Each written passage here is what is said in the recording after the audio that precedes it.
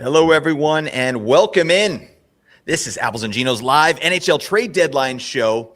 I'll be your host, Blake Creamer, and I'm joined by my brother in fantasy, Josh Hutchinson. And for the next few hours, we're going to be reacting to every move as it happens around the NHL. We're going to break down the moves that already happened, talking about what it means for fantasy hockey in real time, who's gaining value, who's going to lose minutes, which players should you grab off the wire. Also, definitely drop your questions in the chat. We're going to be getting to biz there. So tell us what trades you're hoping for, and let's get to biz.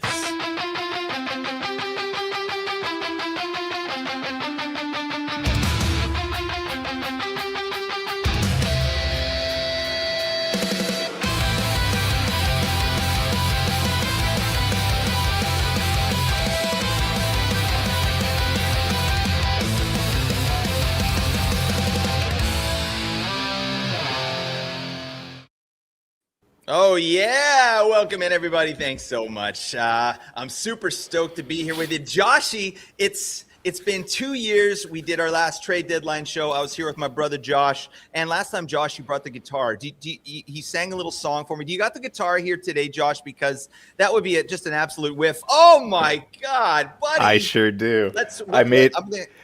I don't know if you guys remember what I did last time, but I made a slight alteration to it, and I think this is better. Are you ready for this? I'm ready. I feel all right. Let's go. Oh, stream creamer, I believe you can get us through the deadline. Oh my! That was pretty bad. No, buddy, that actually, I feel a bit emotional. That got me. Yeah, we just lost 4 viewers, Josh. I don't know what the hell happened there. Yeah, that was bad.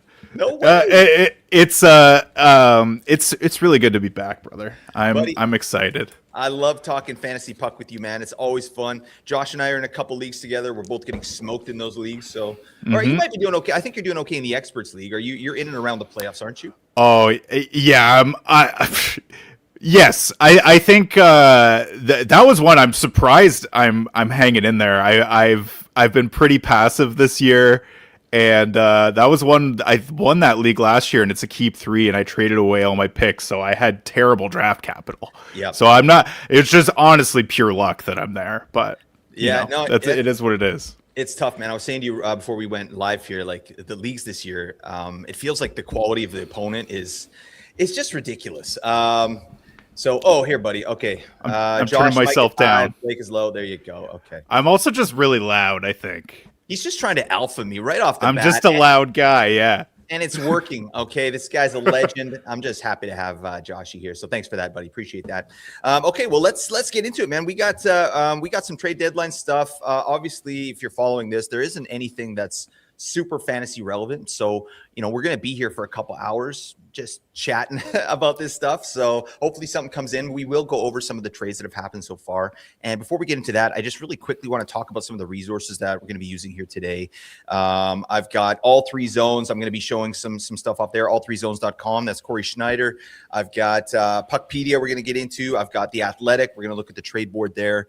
Hockey prospecting, that's Byron Bader. I got that for some prospects here. Also hockeystats.com, one of my favorite sites to analyze hockey and break it down. Really good stuff. So just wanted to shout out those content creators there. Really good stuff. So we're going to be using that here today, plus Twitter. We're just going to be going Twitter crazy. Hey, Joshy.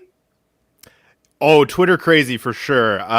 Things are bumping right now. I don't know, man. There's a few things that broke just recently. Why don't you talk about that a little bit? Okay, sure. So yeah, we got a trade coming through here.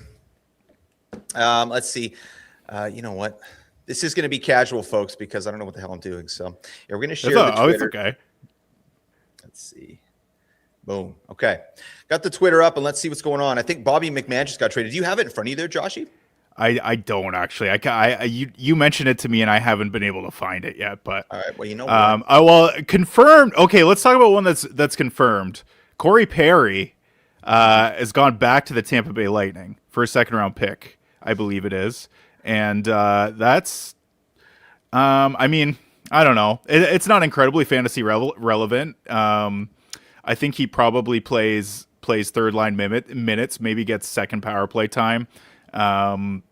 Obviously a familiar face to the Tampa Bay Lightning. So it's not a huge surprise that they brought him back there. But yeah, there he is right there. There you go.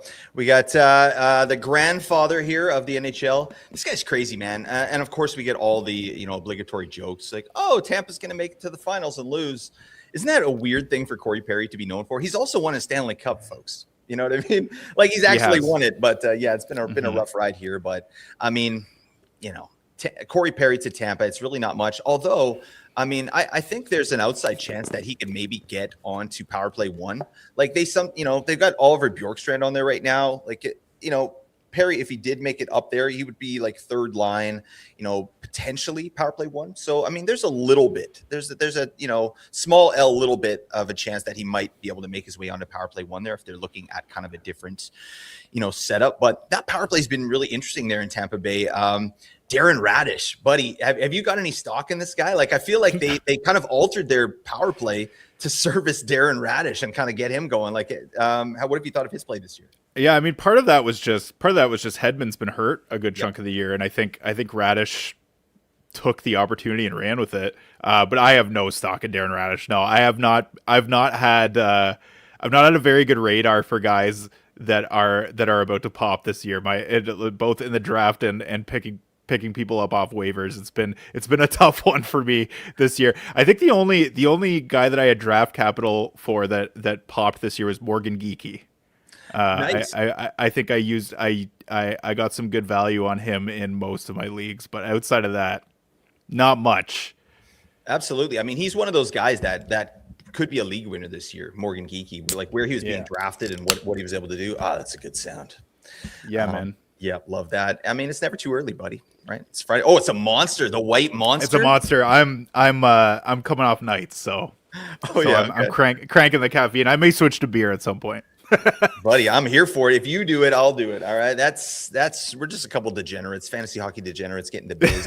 But yeah, Corey Perry, whatever. If he gets on power play one, I'm interested in him as a streamer. Let's talk about some of the bigger trades here. I do want to get over to, let's just do this. We'll get on to TSN and we can kind of look at some of the trades that have happened here.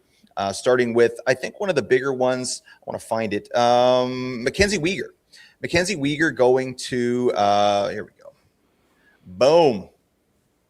The Flames have traded defenseman.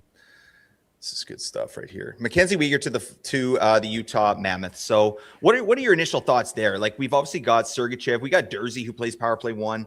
Mackenzie Weegar with the Flames. Like, he was playing on power play one for a good portion of that, but it wasn't, obviously the offense, that's where offense goes to die in Calgary, right? Really gross stuff. Do you think that Mackenzie Weegar has maybe a bit more offensive upside with Utah, even kind of maybe a lesser role? Yeah, I think so. Obviously Utah is a young and fast offensive team.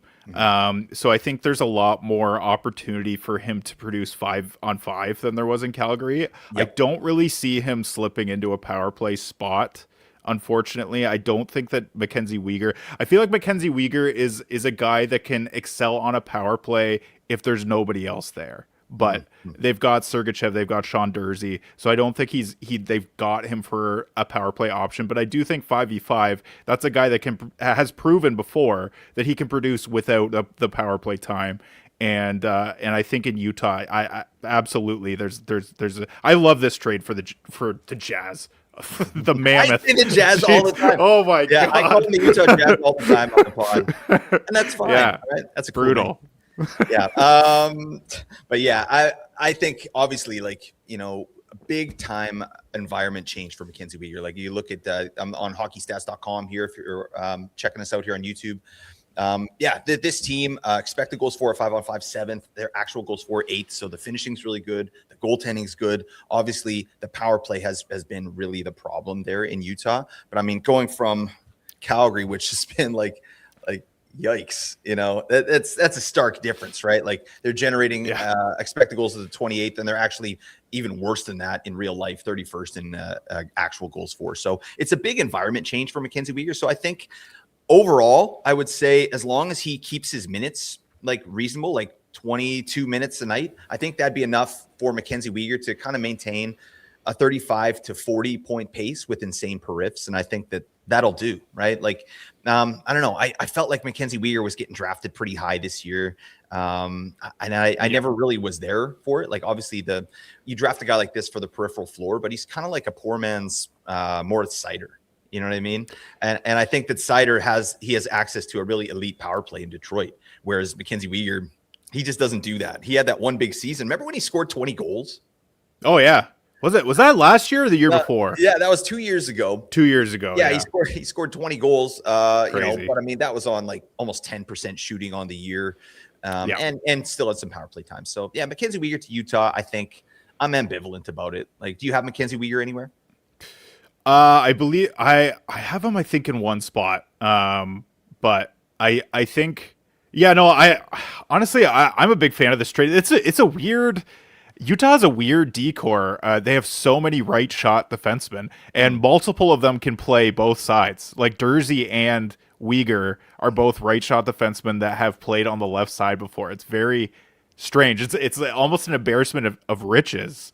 They had too many right shot defensemen in the offseason, so that's why they traded Michael Kesselring to the Buffalo Sabres. But I mean, I still like this for them. I think it improves that decor greatly, and hopefully they can slip into the playoffs and make a little run here. I like this team a lot. I like young up and coming teams that are taking a step. And this team is fun to watch. Dylan Genther is one of my favorite players to watch in the league right now. Yeah, Utah is a really, really fun team. Nate and I always, as we're doing those projection shows at the beginning of the year, that's kind of when we're talking it out. That's when we're actually realizing what teams we're excited about. And this year it was like Utah, Anaheim, San Jose. We were just kind of like, are we a fan of like Anaheim this year? Are we a fan of Utah? Right. And yeah, these teams are pretty exciting. And if Utah can get this power play figured out, I think they'll be in really good shape. Vegetable Lasagna, Karel Vejmelka having an amazing year in goal as well, playing a ton. I didn't expect that. So anyways, Weegar to Utah. I think we're in agreement. Slight bump in fantasy value. Are we right, Joshy? 100% agree. Oh, hell yeah. Let's get to business. All right. We got to talk about another trade here. All right. Let's talk about the John Carlson trade, because that, I think, is the trade that is the biggest effect on fantasy hockey. So John Carlson gets traded to the Anaheim Ducks. Hold on, let me share this. John Carlson to the Anaheim Ducks for a conditional 2026 first round pick, 2027 third round pick. That's a tidy piece of business right there. It's a nice kind of swing to take, I think, for the Ducks. Obviously, Carlson in his last year of his contract there, so he was going to be a UFA next season, still will be. But I mean, what are your initial reactions the John Carlson trade here? My initial reaction was, I don't know why I didn't expect this to happen. It felt like it came out of left field and surprised everybody. It also came in the wee hours of the like right around a little after midnight last night. Yep. And apparently actually John Carlson didn't know that it happened until they called him in the morning at like 6 or 6:30. So it was I knew about it before he did, which is kind of crazy. But I love this for Anaheim. I think this is a great deal. I think that's good value for a UFA for a pending UFA for Washington as well. But yeah, Washington's not very good. They're not going to, even if they slip into the playoffs, I don't think they're really going to do a whole lot. It's looking like Ovechkin might be done after this year, so they're going to be wanting to retool, and it just makes sense to pass the number one defenseman torch on to Jacob Chychrun, which is the writing's been on the wall for ever since they signed him to that long-term contract, that he was going to be the number one guy once John Carlson was moved on. So it's I mean, I love this for Anaheim. I think they're shoring up their defense. They've got a right side of really old veterans and a left side of really young, youthful, fun up and coming defensemen. So it's a fun little core there, and I think John Carlson makes them infinitely better. Yeah, for sure. I mean, I just think it's a nice swing. It's a nice vote of confidence. The Ducks are obviously that Pacific Division. Geez, it's not good. You know what I mean? I read something recently like they're the only team with more wins than losses. Like it's just it's just crazy, man. They're not even in first. Yeah, it's crazy. It's wild. Vegas has so many overtime losses, and it's insane. Yeah, weird stuff. But I'm happy to see it. I feel like the Ducks are playing with a little bit of fire. I mean, with their kind of play style, right? Like it's run and gun. So they're happy to have 4 goals scored against them as long as they score 5. And they have been able to do that recently. And Lucas Dostal has put some good games together as well to kind of keep them in it. But yeah, I mean, you get a guy like John Carlson. This is a player that obviously offensively we know what he's capable of doing, right? He's on a 69-point pace this year. Nice. He's still doing that. I mean, this is a guy that is obviously a really good playmaker, great passes from the back end there. And I think the big question for fantasy is, does he take over the power play 1 spot from Jackson Lacombe? Yeah, that's the real question, I think. Lacombe's been a mainstay there, it seems like, most of the year, and then last year as well. But Blake, you mentioned before we started the stream that Anaheim's power play hasn't been that great. So it wouldn't be surprising for them to try something different, and maybe slip John Carlson in there just to give them a slightly different look, to see if there's just some better chemistry in terms of play style. So I don't hate that. I wouldn't be surprised if that happens, but even if it doesn't, I still think that Carlson has fantasy value. I think he's going to get a ton of minutes. I think he'll be the top. He'll be on the top pair probably with Lacombe. I would imagine. I think he's going to be a minute muncher on that right side. Yeah, it's a really neat thing. I've just pulled up his micro stats on all3zones.com, so check that out. But I mean, for fantasy, this is what you want to see. Like these blue things here, this is all obviously general offense, passing offense, zone entries, and then kind of the orange stuff is more like defensive stuff, right? Which you would really expect from like an older player, that's getting on in years. But for fantasy, do we give a crap about defensive metrics? Like, no. We want to see like this guy's high danger assists per 60, some of the highest in the league, chance contributions. So that means scoring chances that he gets individually, plus scoring chance assists. He's doing that. This guy is generating a ton, and that all said, he clearly he knows his role on Washington, right? And get the puck to Ovechkin, right? Yeah. And Ovechkin's firing at will. So I think a lot of that, or some of that, might be inflated just due to sort of what their style is there in Washington. But he's going to an Anaheim team with a bunch of shooters as well. How about Cutter Gauthier? Like I think he might have more options on Anaheim in terms of pure offense, like guys he can get the puck to that can put the biscuit in the basket. I 100% agree with that. I think, I think Cutter Gauthier is, arguably a better option than Ovechkin at this point. I would say this season, Ovechkin is still obviously Ovechkin, but Cutter Gauthier is Ovechkin that can skate right now. So he's been a really fun guy to watch, shooting the puck like crazy, and leading the team in scoring, actually. Yeah. And then you've got that comparison, Cutter and Ovechkin. That's an interesting one. I haven't thought of that before. Yeah, I mean, obviously he's not going to be Ovechkin, but it's at this stage of the game, like there's a similar play style. They fire every time they get the puck, they're firing it at the net. And they're the trigger man on the power play. But yeah, I mean, there's other guys like Beckett Seneca has proven to be a guy that can put the puck in the net as well.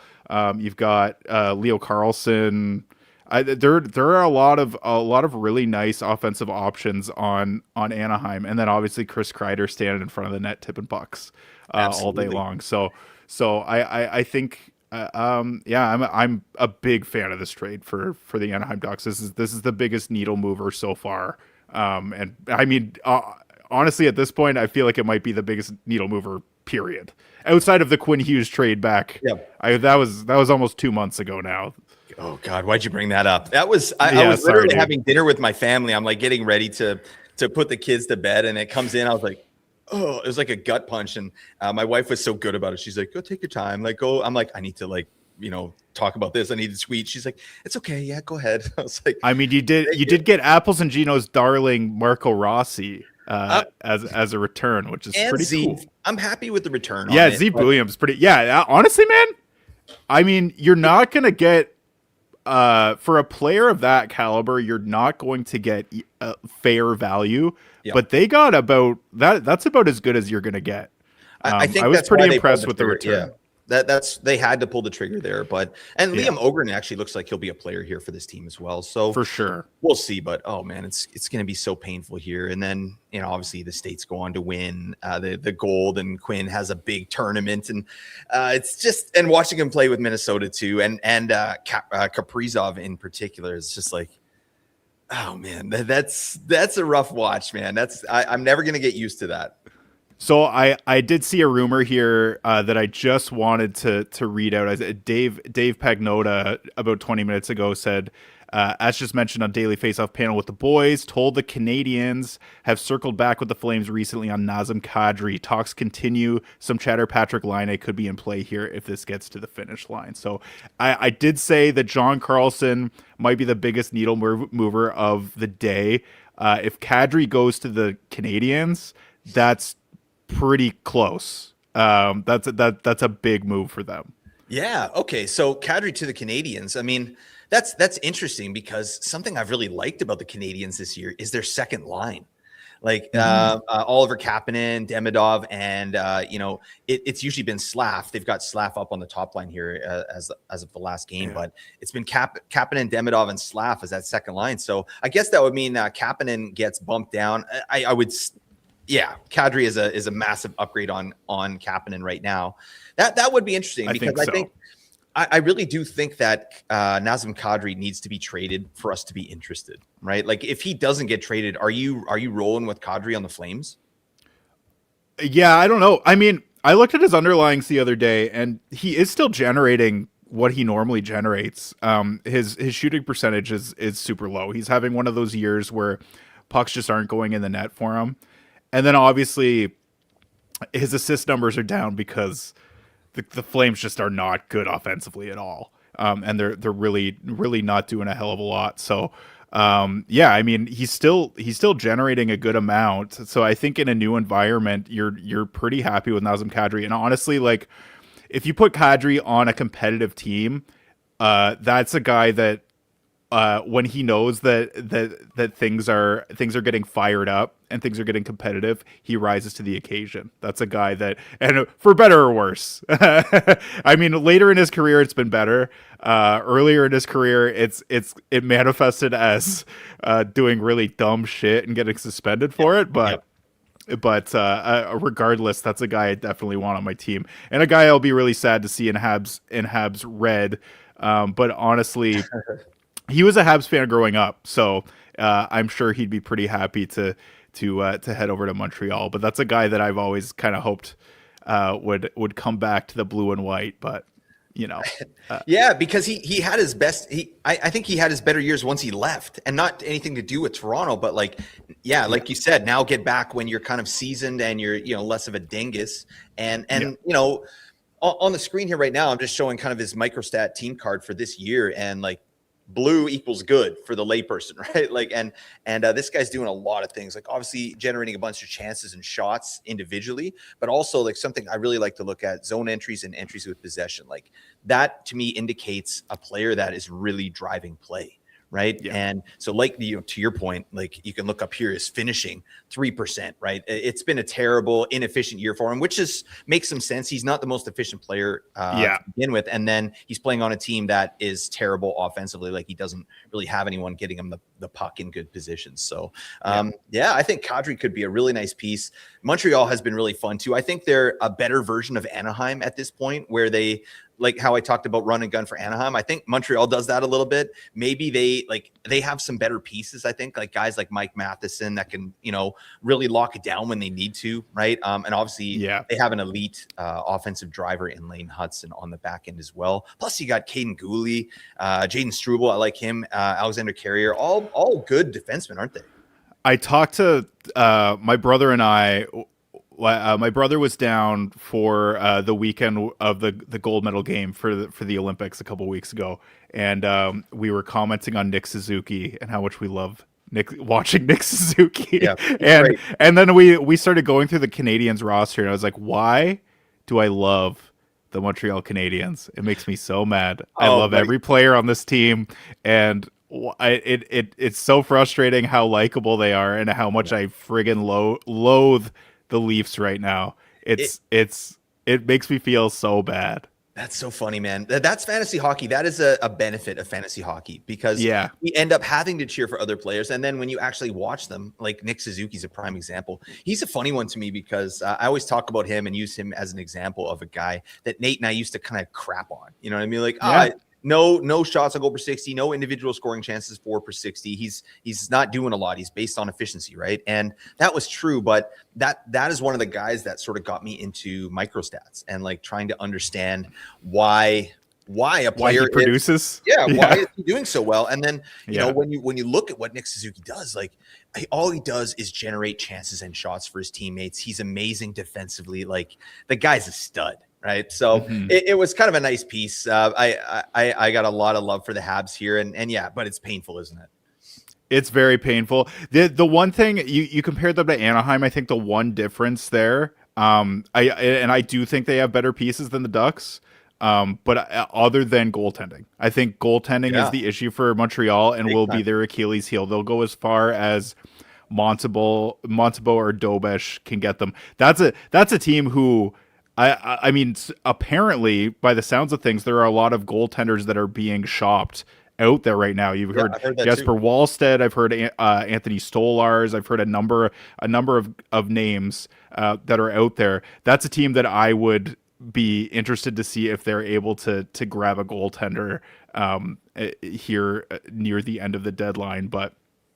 And then, man, if they're able to do that and get Kadri, that's a scary little team going into the playoffs. Yep. We'll definitely keep an eye on it. What do you think about Jacob Fowler? Do you think he has a chance of coming in and playing again? Oh, yeah. That's a great point. They do have Fowler waiting in the wings. So, and that's a guy that looks really good. When he's come up this year, he hasn't been super strong. But that's a guy that's their goaltender of the future, I think. Yeah. But I don't think Montembeault has staying power.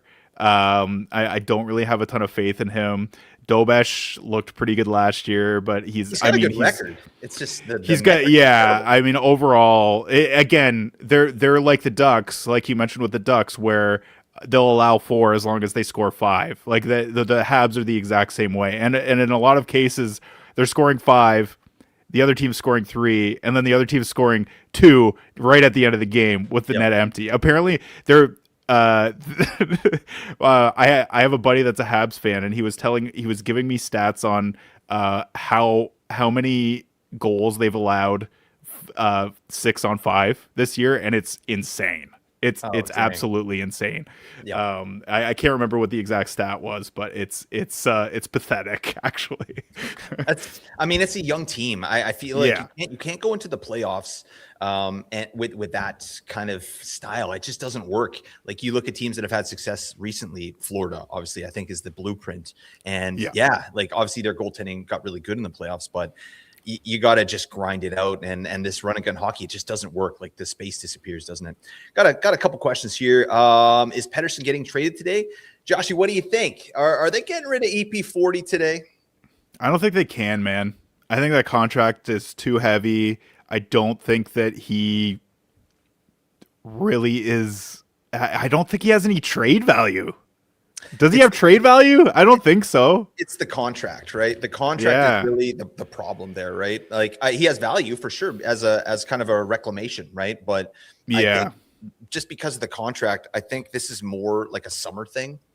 You know what I mean? Jeez, this is terrible. That's a lot of red, dude. Yeah. That's a lot of red. That show ain't no good. But yeah, it's possible for sure. Like I know Carolina is kicking tires. I've heard Jesper Kotkaniemi coming back, and I mean that's pretty underwhelming. But I think the big win for the Canucks would be getting out of that $11 million contract. Like if Pettersson does get traded, I really, really hope they don't retain any salary. Like that would be rough. You know what I mean? That like. We got to get this guy out of here with the full contract. Like if he plays at a 70-point level, let's say 70 to 80-point level, the 11 million's fine. I really think like it's a bit high, but like over the course of his contract, like the cap's going to go up. I think 11 million, you're like, yeah, this is 70 to 80 point forward. That's good defensively, blocks a ton, right? Like I think it can be salvaged, but yeah, it's really, really rough here in Vancouver. I think he's just worn down. I think the fans are tired of it. Like, it's enough's enough. I think he really kind of needs to move on to sort of invigorate his career. So that's my thought there. We got fingers crossed. Vinny Tro stays a Ranger. Yeah. I think if you traded for Vinny Tro for your playoffs, like obviously that week 22 is brutal, and the Rangers have a perfect schedule. So I think that's why you're hoping Vinny Tro stays a Ranger. But for other reasons, I think Vinny Tro's value would go up, right? If he went to Minnesota, well, like are you Vincent Trocheck, even line 2, power play 2, like I think his value is higher than line 1, power play 1 on the Rangers. Like, what are your thoughts? Yeah, absolutely. The Rangers aren't scoring goals unless they're playing the Leafs at home and they win their first home game in regulation since November. But yeah, that's a team that just doesn't score right now. And now they don't have Artemi Panarin either. So that really takes a lot of offensive firepower from their lineup. And I think that Trocheck on Minnesota, like Minnesota's loading up right now too. Mm-hmm. And I think no matter the situation, like I see him probably slotting into second line center there behind Joel Eriksson-Ek. And I think that's a pretty good spot for him. Like he could potentially be playing with Matt Boldy, which is really nice. So yeah, I think no matter what, if he went to a team like that, I've been hearing Boston, which I'm not sure. I do think, you know what, if he goes to Boston, I wouldn't be surprised to see him on power play 1 in Boston. And Boston's power play is pretty good. Yeah, no, it has been really good. I mean, they have Pavel Zacha playing 2C there right now, but I mean, he can play wing as well. Like they could maybe, like Casey Middlestat, get the hell out of my sight. I think Vincent Trocheck going to any team besides the Rangers, I think his value has to go up, right? Like, what is his? I gotta dig in here, but like, what's he like on the season? Let's see. It's obviously been really rough stuff there. Did you see the Rangers having this kind of fall off this year? Not this severe. I thought they were going to bounce back, to be honest. They made a couple fairly. I don't know about shrewd moves. I feel like Keandre Miller, they didn't really need to deal him. I didn't mind the Gavrikov move. Gavrikov's a really solid top 4 defenseman, and really, but at this point, it's like it's him and Keandre Miller are almost a wash. I think Gavrikov's probably a little bit better defensively, but it's not. I don't think it really moves the needle a whole lot. So yeah, they made a lot of little moves at the bottom of their lineup that didn't really move the needle at all. And then you got Will Cooley moving up in the lineup, and I was like, this guy could pop, and he's been pretty good. He's been solid. Like I think that's definitely a player, but that's not enough to really move the needle for them. And they just can't score, man. And it's crazy because Mika Zibanejad has actually had a bounce back year himself, and somehow they still can't find a way to generate anything offensively. So I don't know, man. It is a little surprising to me, but there's been a lot of surprises. Like there's a lot of the whole league has kind of turned upside down this year. Like you see the Florida Panthers, obviously. The Panthers, it's not super surprising. I think people expected, because of the Barkov and Tkachuk injuries, that there would be a slow start. Mm-hmm. But yeah, it's obviously continued, and they just haven't been able to get it going. The Leafs, I don't really think. Some people thought that Mitch Marner leaving the Leafs would be a big hit. I didn't think it would. I honestly thought that they would be good enough to make the playoffs, but they have been so pathetic and so heartless and so just like like a shell of a fucking hockey team. It's so embarrassing. It's like it's not even. There hasn't been a moment this year where I've enjoyed watching the Toronto Maple Leafs, and that's really sad. But yeah, like what are other teams that there's so many teams that have fallen out. The Devils have fallen out. They haven't been very good this year. Yeah, I mean, the Devils is a really good example, actually. Like, it's one of those things, and I've talked about this before, but you know how for years we were like the New York Islanders, like staunch defensive team, like they're going to shut it down, they're going to grind it up. Like that actually wasn't true. Like for 2 years after people were still thinking that, right? Yeah. And I think that kind of happened with the Devils. We're like, the Devils, this amazing high-flying offense, they're amazing off the rush, which, Jack Hughes and Jesper Bratt are. But the team itself, like it's unbelievable. They're dead last in the league in 5-on-5 scoring. That's shocking. Like how? That's a team that fell off to an insane degree. And it was kind of like that last year. So yeah, the Devils have been really bad. I mean, there's things like that. There's like teams that are doing well on 5-on-5, but the power plays stink. Like Colorado. I mean, they're a wagon. At 5-on-5. That's one of the crazier stats of the season is Colorado being an absolute fucking wagon and being the worst power play in the league somehow. Like, how is that even possible? It doesn't make sense. So I don't know what they're doing over there, but they gotta figure that out because everything else is humming. Like that team's unbelievable. I was so glad to see that Mac was not injured, right? Because we watched in the Olympics. Like he didn't really seem like himself. Yeah. He did say like, I had a couple things I was dealing with, but he seems good to go. Like he's piling shots on, he's skating his brains out. So you'd love to see it. But yeah, the Devils. I mean, the Rangers. Again, like. Just digging in on this. Yeah, 31st in the league in expected goals for. That's awful, right? I mean, at least the power play is kind of saving them a little bit. They're 10th best in power play percentage, but even the goaltending hasn't been good for Shesterkin, right? Yeah. He was injured, so you had Quick in there, like crap in the bed, right? Just dumping all over everybody. But yeah, I'm always interested in trends like that, right? Like teams that do well on 5-on-5, but like where is the fall off, right? Like Columbus is another one, not so much this year, but last year they were so good at 5-on-5. The power play wasn't very good. Obviously, we talked about Utah again this year is another team, like amazing 5-on-5 offense, terrible power play. Like it's just so strange. But anyways, I don't know. We got off on a tangent there, but the Rangers have been really gross. Actually, let's take a look at the Leafs. I haven't seen the Leafs in a little while. This is probably pretty bad. But yeah, I mean, dead last in the league at 5-on-5 in actual goals scored against. Goaltending been terrible this year. And then they've been pretty efficient with their finishing, but the PK's been good. So that's nice. You got a good PK over there in Leafland. But yeah, I'm with you. But you got to trade. They're like if they're smart, they trade all of their best penalty killers because those are the guys that are up. Like they already traded Nick Waugh, who is a big penalty killer for them. Yep. Got actually pretty good return for him. But I'm starting to get a little bit stressed because if you're not like, what are you doing if you're not selling these guys? What are you doing if you're not selling Bobby McMahon? Like Bobby McMahon should have immense value. That's a guy that can score 20 to 25 goals. That's making $1.3 million a season. Like that you should be getting really nice value for that. And he's a pending UFA. So if you're not like, he's just going to walk.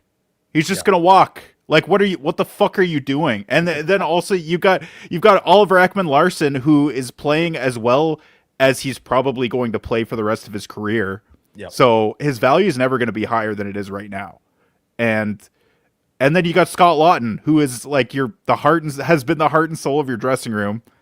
Has been a really good penalty killer, has chipped in offensively at times this year. That's a guy that should have really good value too. A guy that plays center. Like you should be able to get similar value as Nick Waugh.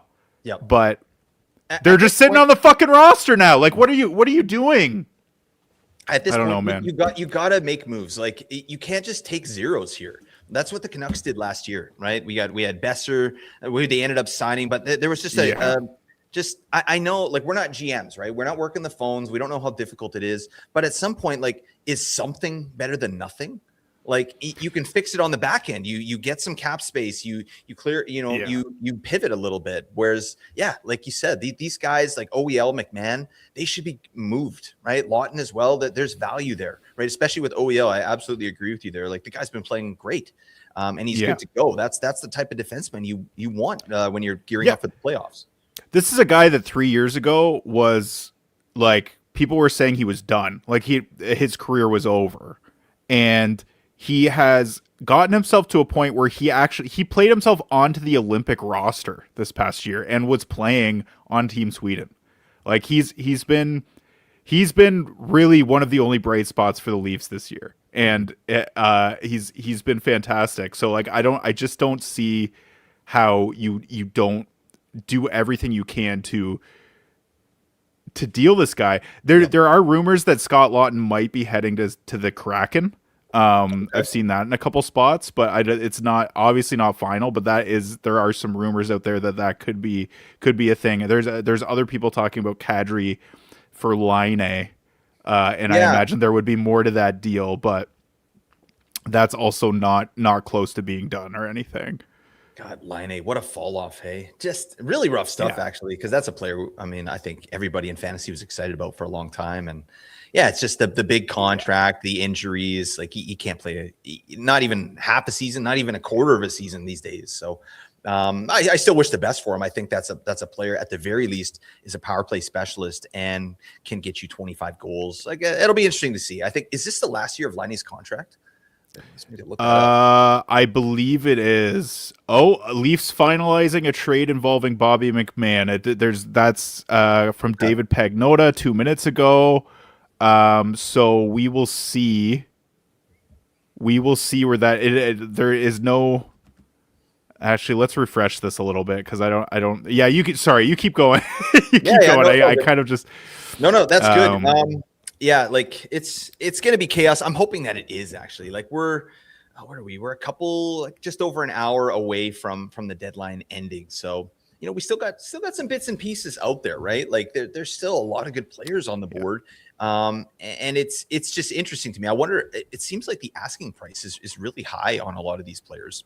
But I mean, we still got Thomas out there. You still got Vincent Trocheck, Kadri. I think there's based on what we're reading, like. I think that he could get moved here, so I hope that happens. What do you think about the defense in New Jersey? We got guys like Shimon Nemec and Dougie Hamilton. Their names are being bandied about. Do you think one of them gets moved today? I mean, the biggest name that I've been hearing is Simon Nemec, which seems. I don't really know why you want to deal him, other than I think they don't think they can afford to sign him to a contract. And because obviously they've invested in Luke Hughes, they want Jack Hughes to stick around, so that's why you keep the investment in Luke Hughes, even though he hasn't been really that fantastic. I guess there is a. I mean, the thing with Nemec is he's still an RFA, so you don't have to deal him right now. You could still deal him in the summer before. Like if you can't come to terms on a contract. Dougie Hamilton's a guy though that I feel like his name's been out there for a while because he's really struggled. He's kind of fallen out of favor with Sheldon Keefe in some regard, and just hasn't produced the way that he normally does at all this year. He's been a shell of himself. So that's a guy that I think should be moved, and they would be smart to get that money off the books because he's obviously not part of their plans. But again, I'm not hearing his name out there a ton right now. So I don't know. We'll see. But I think that was part of the problem is his contract. Like he's locked up for 3 more years at $9 million per. And I think a lot of teams would love to have Dougie Hamilton. Like the guy's not ancient, he's like how old is he? He's 32. Like he's good to go. I think. And this is one of the best shot generating defensemen in the entire league. And that's confirmed. There's no question there on a permanent basis as well. Like every time he gets out there, he's firing the puck at will, right? He's got a great shot and that works for some offenses, right? But it's the $9 million price tag, I think, with Hamilton. And I think that's why they sort of went the other way, like, okay, Nemec, maybe we'll move Nemec because it's too difficult to move Dougie Hamilton at this point, right? And Nemec, I think, has immense value. Like, if, it just depends on what the Devils want to do, right? But Nemec, I really like that player. I think he's could potentially be more offensively gifted than Luke Hughes, right? Luke Hughes probably a better overall defenseman. Definitely a better overall defenseman. I'm not even going to say should. Yeah, he's definitely better. But Nemec, I think, has the potential to be like a really good offensive defenseman if he can kind of shore up some parts of his game. So, anyways, I'd love to see Dougie moved, honestly, because under Keefe it's been pretty rough. Like, I don't know. You had Keefe obviously in Toronto. I think he's a big reason why New Jersey's offense has been so terrible this year. Like, are you seeing similarities between Keefe in New Jersey as opposed to Keefe in Toronto, or is it just kind of personnel? It's tough. So New Jersey is extremely top heavy in terms of their offense, which I mean was the same in Toronto too. But like the depth on that team is not strong. I think that's a bigger factor. I honestly, when I saw Sheldon Keefe was signed in New Jersey, I thought it was a match made in heaven. Like, it seemed like their playing style and like the way that their players move, because he's a possession guy. He's a big possession guy. He likes freeing up his forwards, and playing more of like a run and gun style, which is kind of fits perfectly with New Jersey. So I don't really understand what the disconnect is there. Mm-hmm. Obviously Jack Hughes hasn't really had a stretch of healthy play for the last 2 years. Like, so that's a pretty big factor. Obviously he's picked it up recently, played really well at the Olympics, obviously. But I don't know, man. That's a weird team. I don't understand the Devils, but I like what you said about Simon Nemec. I don't think that he's really gotten a lot of offensive opportunity just because Hamilton and Luke Hughes have been playing in front of him and getting power play opportunities, whereas Nemec he's never really gotten that opportunity. So that's a guy that I think if you were to give him a little bit more, if he got traded to a team, I don't know, like San Jose or someone like that, where there's more opportunity for power play time. That's a guy that I think could, because that's kind of what he was advertised as when he was drafted. From what I remember, he was a second overall pick. Yeah, I think Nemec is. Yeah, I absolutely agree. I think he's one of those prospects where he needs to know that it's okay that you make a mistake, right? And you're going to get back out there. And I don't think that's Keefe's MO. You know what I mean? It's like he's like, not that he's, giving people crap, you make a mistake, but he's not just going to throw you back out there. Like, I think the Devils they were trying to win this year. They were absolutely expected to be in the playoffs with their current roster construction, and it just didn't happen. So I think now is the time, like, get Nemec out there. He did have a stretch where he was getting played quite a bit, and he was doing well. He scored a hat trick this year. Like, he scored some overtime winners. It's crazy. He's actually had a pretty good season in spurts, right? But it just hasn't been consistent. Like, all right. I'm looking at San Jose right now. Now that we've been spitballing this, Dmitry Orlov is their PP1 defenseman right now. Or Klingberg, when and John Klingberg when Orlov isn't. So that's a team that I could see if they were able to land Nemec. I mean, not that I mean, none of that is out there at all. This is clearly just spitballing, but I could see that. Oh, it looks like it might be the Avalanche. Yeah, that Bobby I just McMahon saw that is too. going to. Bobby it's McMahon, not. They're just in on it now. They're yeah. In on Bobby McMahon. So I've heard. So from Pagnota, he says they're finalizing a trade, and then Saravalli says they've engaged with the Avs on Bobby McMahon. Bidding war for Bobby McMahon. I mean, that's fine. I mean, it doesn't surprise me.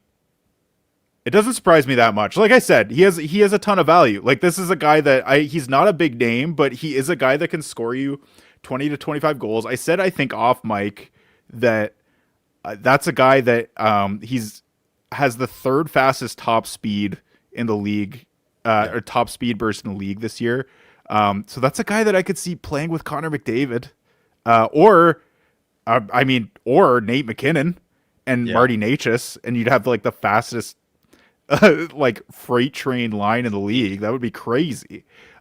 So that's a guy that can play in the top six as kind of a wingman for a top guy. Like he's played a lot with Austin Matthews this year and has excelled.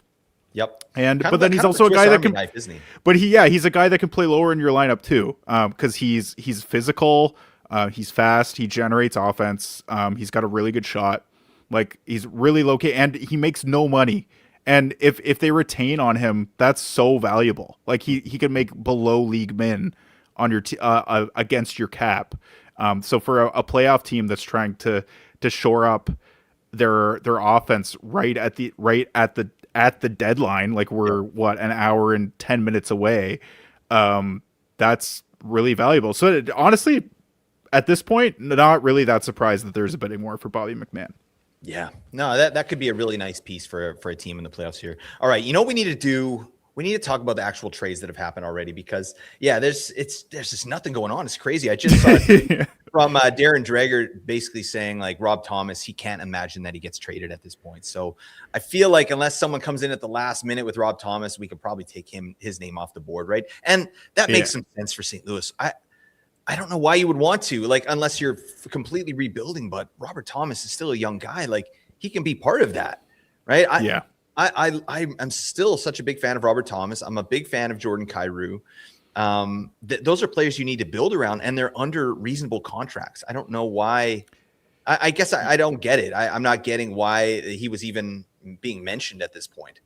Yeah, no, I agree. I don't know what the rush is to deal him, but also at the same time, like, I mean, they've been talking about trading Braden Shen for like 3 seasons now, and he's still stayed on the roster. So I don't know if they're just like the St. Louis Blues are just a rumor mill.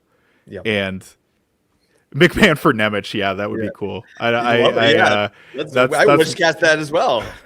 That's wishful thinking, I think. But I love the Leafs. I really do, man. Like that's one of the teams I cheer for. When they're around, because I love Austin Matthews so much. But yeah, it's been a rough ride. I don't know. But Gary the Robot too. If we can get some Nemec there in Toronto, I think it'd be wheels up. Am I right? Yeah, man. That would be pretty cool. I heard some. What was the spitball rumor that I heard? Someone said something about Matthew Nyes for Simon Nemec, and I was like, I don't feel good about that. I love Matthew Nyes. Matthew Nyes that's a guy I want to keep around, and he's under a reasonable contract too now, long term. So that's a guy I want to keep. And Nemec is. Have you seen this thing? Nemec is like it's like, he's a beast. His neck and head combo is just like a bullet. There's nothing else. It's just like straight up dome hair. Guys, he's frightening. That guy is a weapon. I love Matthew Nyes. But so and because Simon Nemec is still like a little bit of an unknown, like we don't know. Like there is potential there, but it hasn't been he hasn't reached it yet. So whereas Matthew Nyes, I feel like, is a little closer to, like, we kind of know what he's going to be. Yep.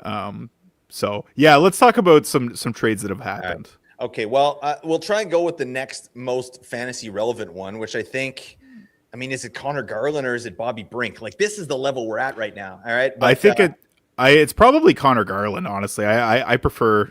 Yeah, I'd take Connor Garland. Well, let's talk about that. So Connor Garland gets traded to the Blue Jackets for 2028 second-round pick, 2026 third-round pick. Underwhelming return, but, the Canucks got this done and got out from under Connor Garland's new contract that he just signed. I think it was $6 million, 6 year, $5 million per, something like that, or maybe the opposite of that. I can't remember. But, that kicked in on July 1st, so they got out from under that. It makes some sense, right? Like, Connor Garland is not the type of guy that can – like, he's a great play driver, but he's certainly not a scorer. This is not a guy that we can expect to help us get out of this, I think. And then on top of that, Quinn Hughes was his best friend on the team. And ever since Quinn Hughes was traded, like, Connor Garland's been like a shell, right? And then I think it's just getting to him. And I don't know. But where do you see him lining up in Columbus? And what kind of fantasy value do you think he might have?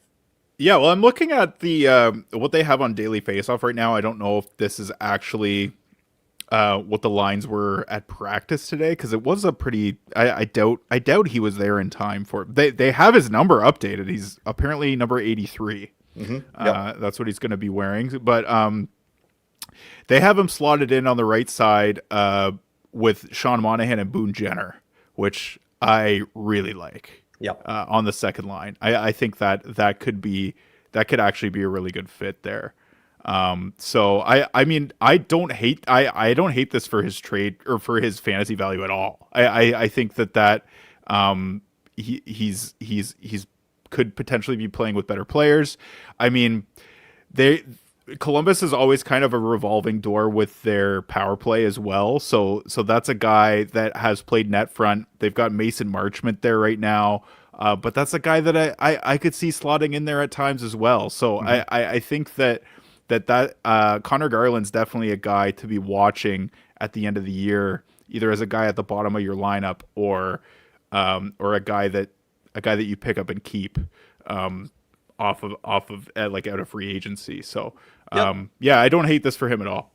No, I mean, I think that's right. Connor Garland is he's an amazing play driver. He was one of my favorites on the Canucks. Like I've said this many times with Nate, and like I just love the player. I feel like besides Quinn Hughes on most nights, the second best player on the team was Connor Garland, right? He just does that. He's a dog.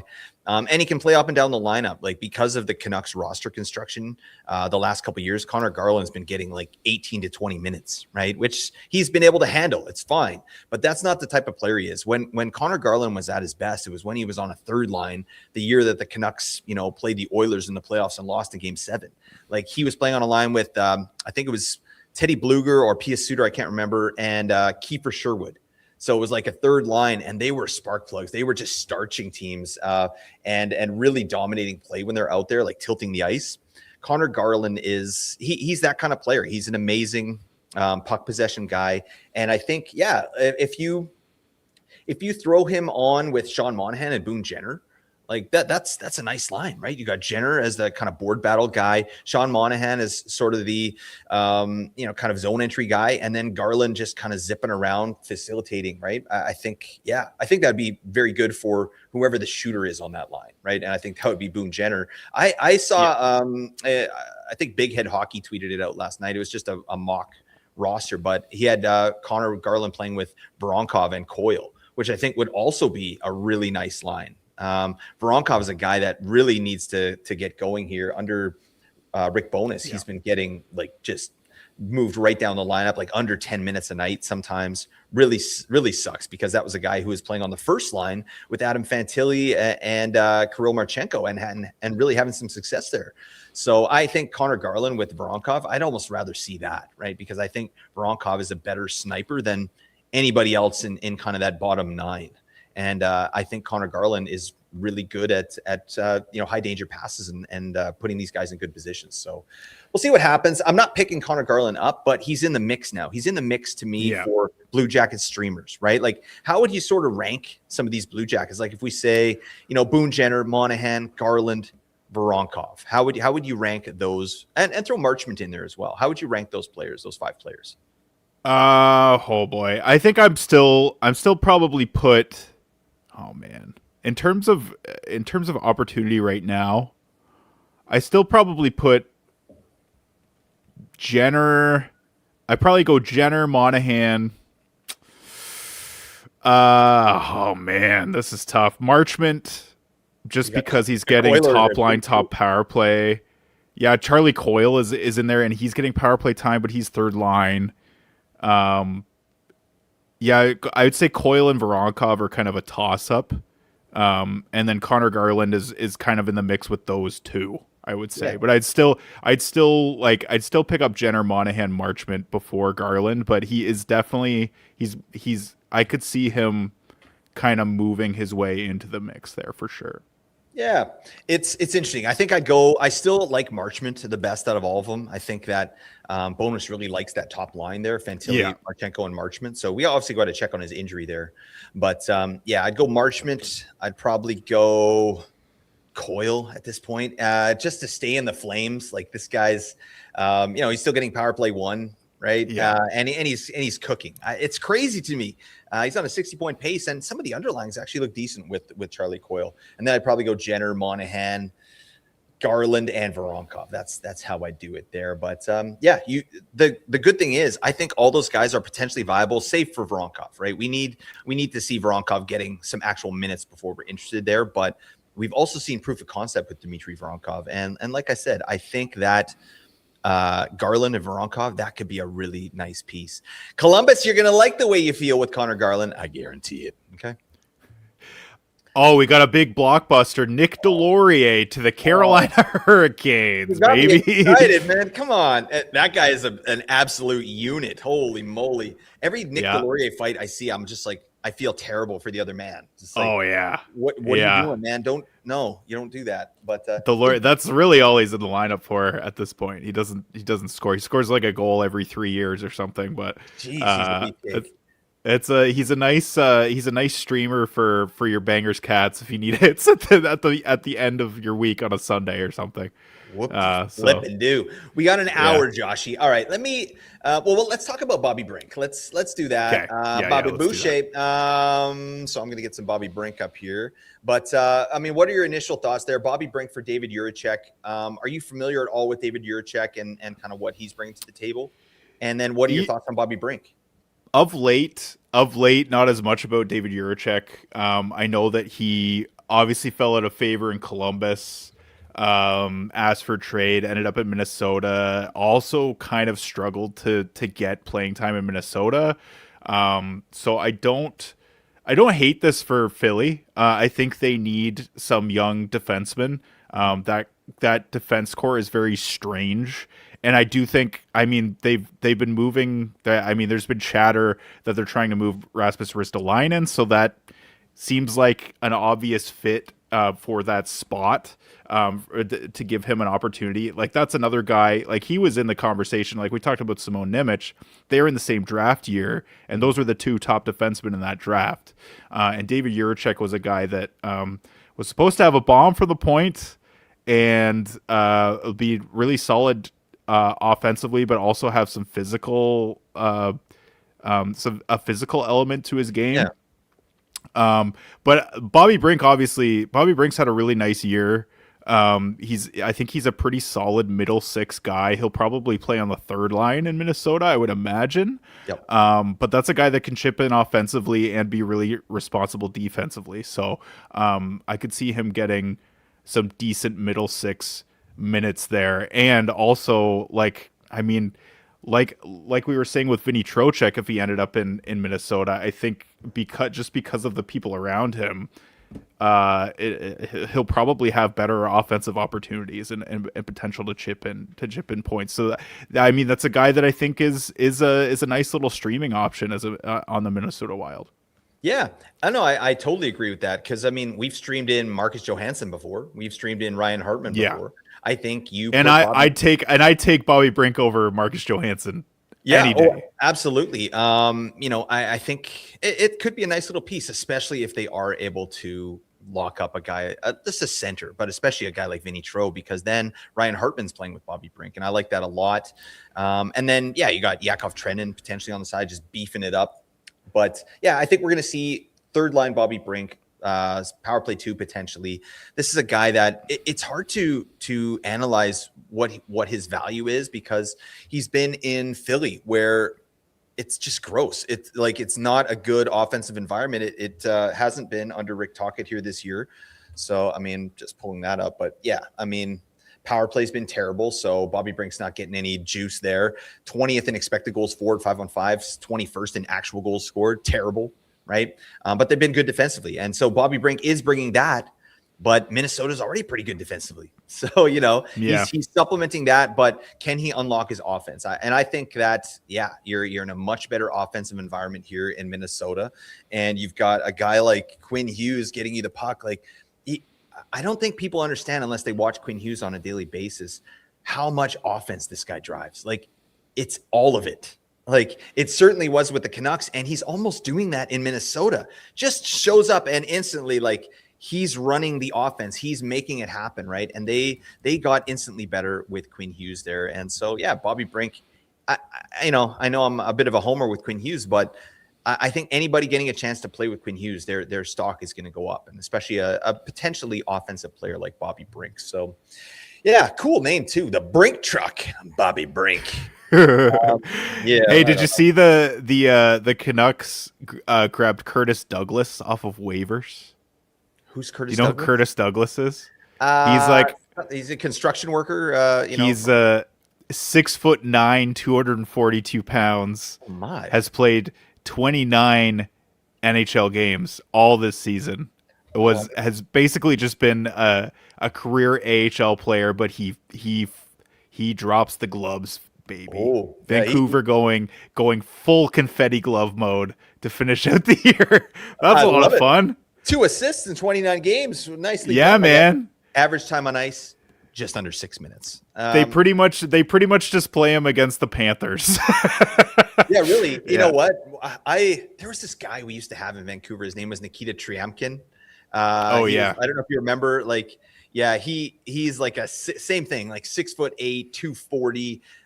He was amazing. And he played some games with the Canucks. And I remember when guys would try and hit him, they would just fall off. Like it was kind of like a Dustin Byfuglien. You remember, like when guys would try and hit Dustin Byfuglien, they just fall, right? Or and these guys, when they're this size, like you hit someone, it barely looks like you're hitting them, and they go flying, right? So yeah. I mean, Curtis Douglas, sure, welcome to the squad. He's rostered 3% on Fantrax as well, so that's I don't know who's the 3% rostering Curtis Douglas. I don't understand. That's crazy. I don't know. Probably, I was going to say Canucks fans that just picked him up right now. It could be. This is so sad. We got 1 hour, buddy. We got 1 hour of power. Yeah, you know what is happening, buddy? Man? Just chit-chatting with you, my man. All right? I know, this is fun, dude. Yeah. This is fun. Apparently Sandin and Liljegren are reunited in Washington. Yeah, okay. Timothy Liljegren to the Caps. Okay, let's take a look. Interesting. Okay, Timothy Liljegren. I mean, he's a beefer, right? So that's kind of nice. Let's see. I'll just show this up. That's interesting. So he's a John Carlson replacement. That's so cool. Sandin and Liljegren were the Leafs' top 2 defensive prospects for a good chunk of time, and played together in the AHL for a long period of time. A couple Swedes, back-to-back first-round picks, I believe. That's fun. It kind of warms my heart a little bit that they're back playing together again. But I'm a fan of Sandin. I like Sandin. Me too. I love Rasmus Sandin. I was kind of bummed that he got the axe in Toronto, but I think Liljegren is a weird player. A guy that was. I mean, when he was drafted, he was supposed to go really high in the draft. He was supposed to be like a top 5 guy, and he got mono in his draft year, so he dropped insanely. And I think the Leafs took him 17th, 18th overall, and there were people saying that he's like a poor man Erik Karlsson. Okay, but didn't turn out that way. And not particularly great offensively, and then defensively, not incredibly physical either. Gets pushed around a lot in front of the net, but still a guy that has some value. He's definitely an NHL defenseman. But I don't know. We'll see what happens there in Washington. So yeah, like I'm just gonna look at Washington's depth chart here. Like, is there any value here? Like we got. Okay, so I mean, it's what's Washington really trying to do here at the end of the season? You know what I mean? Like they're kind of fading away a little bit. Well, they're starting a retool. To me, that's like this isn't a this season thing. This is this is trying to move forward to next year. Like it's very obvious that like they retooled last year to try and restructure the team, and it worked. And now there's been some pretty significant regression. Yep. And they know that a good chunk of their roster is aging out. So they're trying to kind of retool, and it makes sense. It makes total sense for just the way that this roster is structured. So I don't hate this move. but I don't really know. I don't think that it has any fantasy value at all.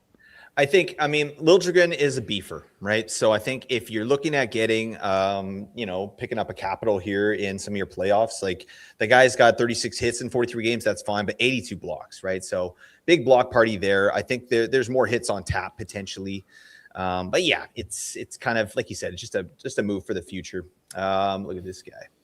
Oh, love seeing these two stallions on my screen. Schmog.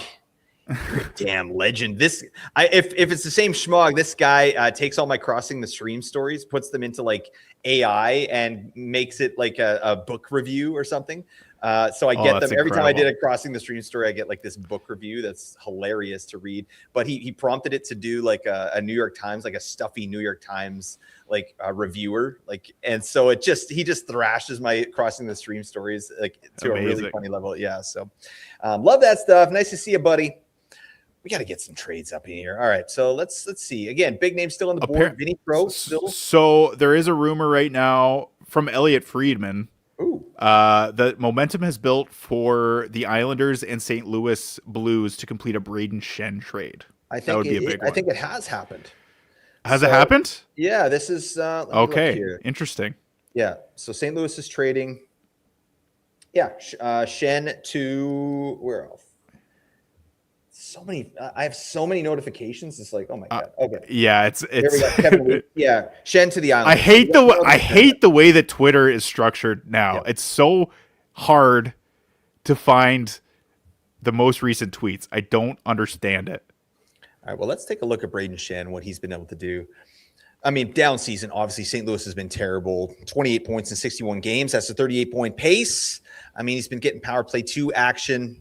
Good beefer as well, like big hits for Braden Shen, but yeah, not too much going on. Where does he fit in on the Islanders? Let's see here. I'm going to pull open their lines and kind of see what they're thinking here. Yeah, so I mean, he's a guy that could play center or wing. So, maybe would they put him up with Horvat and Barzal? Maybe drop Palat down? I don't know. Jonathan Drouin over there as well. Anders Lee. So like that left side's good. Maybe they want him as that second line center. So yeah, maybe move Callum Ritchie down the lineup or put him on the wing or something. Emil Heineman, Jonathan Drouin, Braden Shen potentially. What do you think of this? What do you think Shen's potential is on this team? I don't hate it at all. Like I think Shen's another guy that's kind of a utility guy. Like he could play on any of the top 3 lines, I think, and generate offense and be responsible defensively. So, I mean, he's not a huge offensive generator anymore. Like I think he's declined significantly from where he was earlier in his career. I mean, he's never been a huge like chance generator. He's been more of an efficiency guy, but I mean, he's still a guy that can contribute. So depending on where he is in the lineup, I don't hate this for them at all. Like I think they're just trying to beef up that top 9, and I don't hate it because their depth is not. I mean, they have pretty good depth. Their top end is not the best. So I don't hate throwing Braden Shen into the mix here. Yeah, I mean, I think Braden Shen is an underrated facilitator. Honestly, I think there's some potential there to move the puck, right, and get the puck to some of these wingers. And obviously, he's bringing a really physical game there to the Islanders. I like it, honestly. It's a nice low risk move, I think, for the Islanders. Like, what's Braden Shen's? Let me just see here. So he's got 3 years left at 6.5. That's reasonable. Right, that's not a huge swing to take for a guy that's obviously a quality guy. Like he's the captain of the Blues. You don't make a guy your captain unless he's a quality guy, unless you're the Rangers, right? Yeah. But I think that I think that this is going to be a guy that's good for their team, good for the room, and it'll be interesting to see where he plays. I think if they wanted to, they could put him on the top line. I don't think they will. I think he'll probably play 2C there. Does Braden Shen get any power play time? We got right now they got Simon Holmstrom on the top power play. They got Callum Ritchie on the top power play. Yeah, that's Simon Holmstrom is the guy that I could see getting bumped out of the top 9 for Braden Shen. And then maybe you put him at 2C and move Callum Ritchie down. Maybe you move Ritchie to the wing and move Heineman down or Drew in. I think but Holmstrom is the guy that I'm zeroing in on here, where I think that he could be the odd man out of that top 9. But what that means for him on the top power play, I have no idea. But I think it's such a weird. The structure of this team is so weird. I don't like Simon Holmstrom. I don't think he's a very good player. I don't know why he gets so many opportunities here in New York, but no, I agree with you there. I mean, like the Islanders, man, like they changed their entire team in one draft. Like when you pick up Matthew Schaefer, you got all the other like big name picks they got there with a bunch of picks in the first round. But Schaefer's been unbelievable, and I think that's a guy that I am really interested to see where he goes in drafts next year. Where do you see Matthew Schaefer kind of going in your fantasy hockey drafts? Do you think he cracks the top 4 rounds? He might, honestly. Where's he at? Where's he at in points right now? Like, he's obviously over 20 goals, but I don't think let me see, Matthew Schaefer. He's still under 50 points, I think. There we go. So what are we on pace for? Like, hold on a second. Where did Lane Hutchinson go this year? That would be a good marker for me. Although I think Schaefer will go higher just because he's a better finisher. 20 goals this year. That's crazy, dude. Yeah, that's so insane. Here, I'm looking this up. Yeah, like he's gonna break the rookie record for goals. It's insane. Like he needs 3 or 4 more. Yeah, I think so. That. He's got almost 20 games to do it. So. Oh, buddy. This is not a blockbuster, but the Penguins acquired Elmer Soderblom from the Red Wings for a 3rd round. Oh, the monster. Buddy, do you remember like our first ever pod together was that one where all 4 of us, you, me, Binksy, and Nate, were talking about players that impressed us. And the player I brought was Elmer Bud Soderblom because he had some like footage of like preseason where he was just dummying guys yanking them out of their shorts. He's a good player, but nothing ever happened. Like we've been doing this for like 4 years, and I think this is like the 3rd time I've mentioned his name. So I don't know. It's not. Was he still on Detroit? Yeah, he played a few games, I think. He was like a bottom. I remember there was I don't know if it was that season, but like the first week, their 4th line with Soderblom and like Michael Rasmussen. Yeah, Michael Rasmussen. Their underlying stats were like really good, and we were like, oh man, maybe this guy has some potential. And like how many games has he played? He plays like on average 20 games a year. It looks like. Yeah, 39 games this year, 2 goals, 1 assist, averaging 10.41 average time on ice. That's exactly the type of player you target in a trade. Although 6'8", 252. He's big.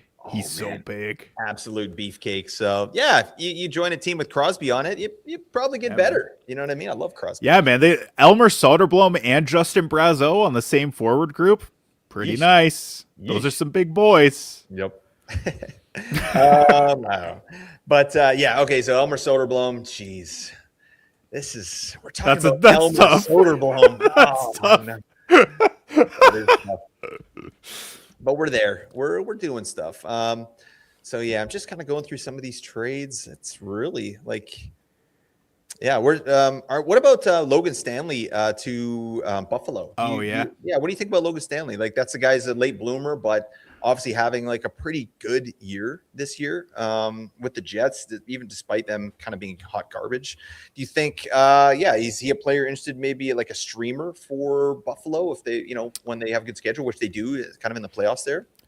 Potentially. I mean, I don't really see him. I see the offense that he's generated this year as being like a bit of a flash in the pan.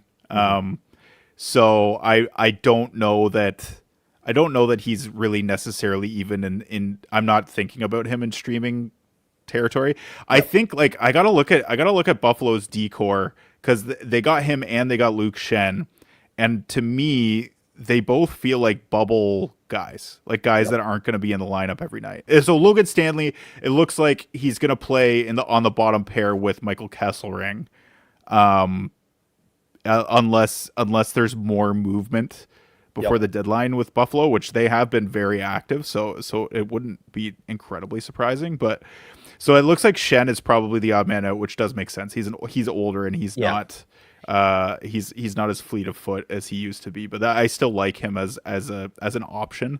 Yeah. But yeah, Logan Stanley. I mean, yeah, I don't know that I see him as a streaming option, but I don't hate this for Buffalo at all. Like a good way to beef up the bottom of their lineup on D.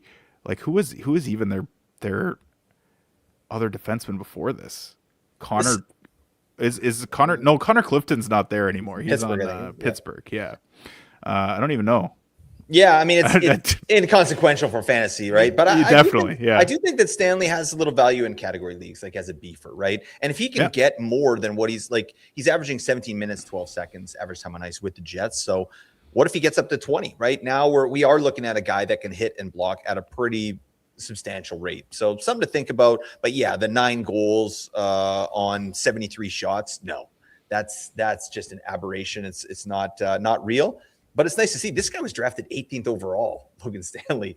So yeah, that's crazy. But he's 27 now, almost 28. So a bit of a slow burn. But I think that's a player that can. Yeah, it's definitely the type of guy. Him and Luke Shen. That's how you bolster for the playoffs, right? Like Luke Shen can be your 7th D man. Just come in, beef guys out of control for like 8 minutes a game, and then get off, right? So. Yep, totally. Oh my God.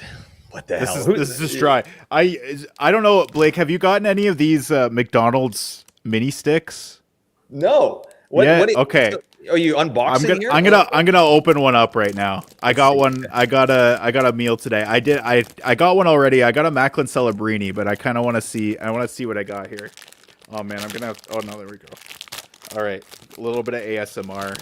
Oh, it is that. That's oddly satisfying. Yeah. All right, let's see what we got here. I'm gonna put it up to the camera, and we'll open the little door. Who is it? Oh, it's Sam Reinhart. Oh, the Sex Panther. Oh my God. The Sex Panther, dude, on stream.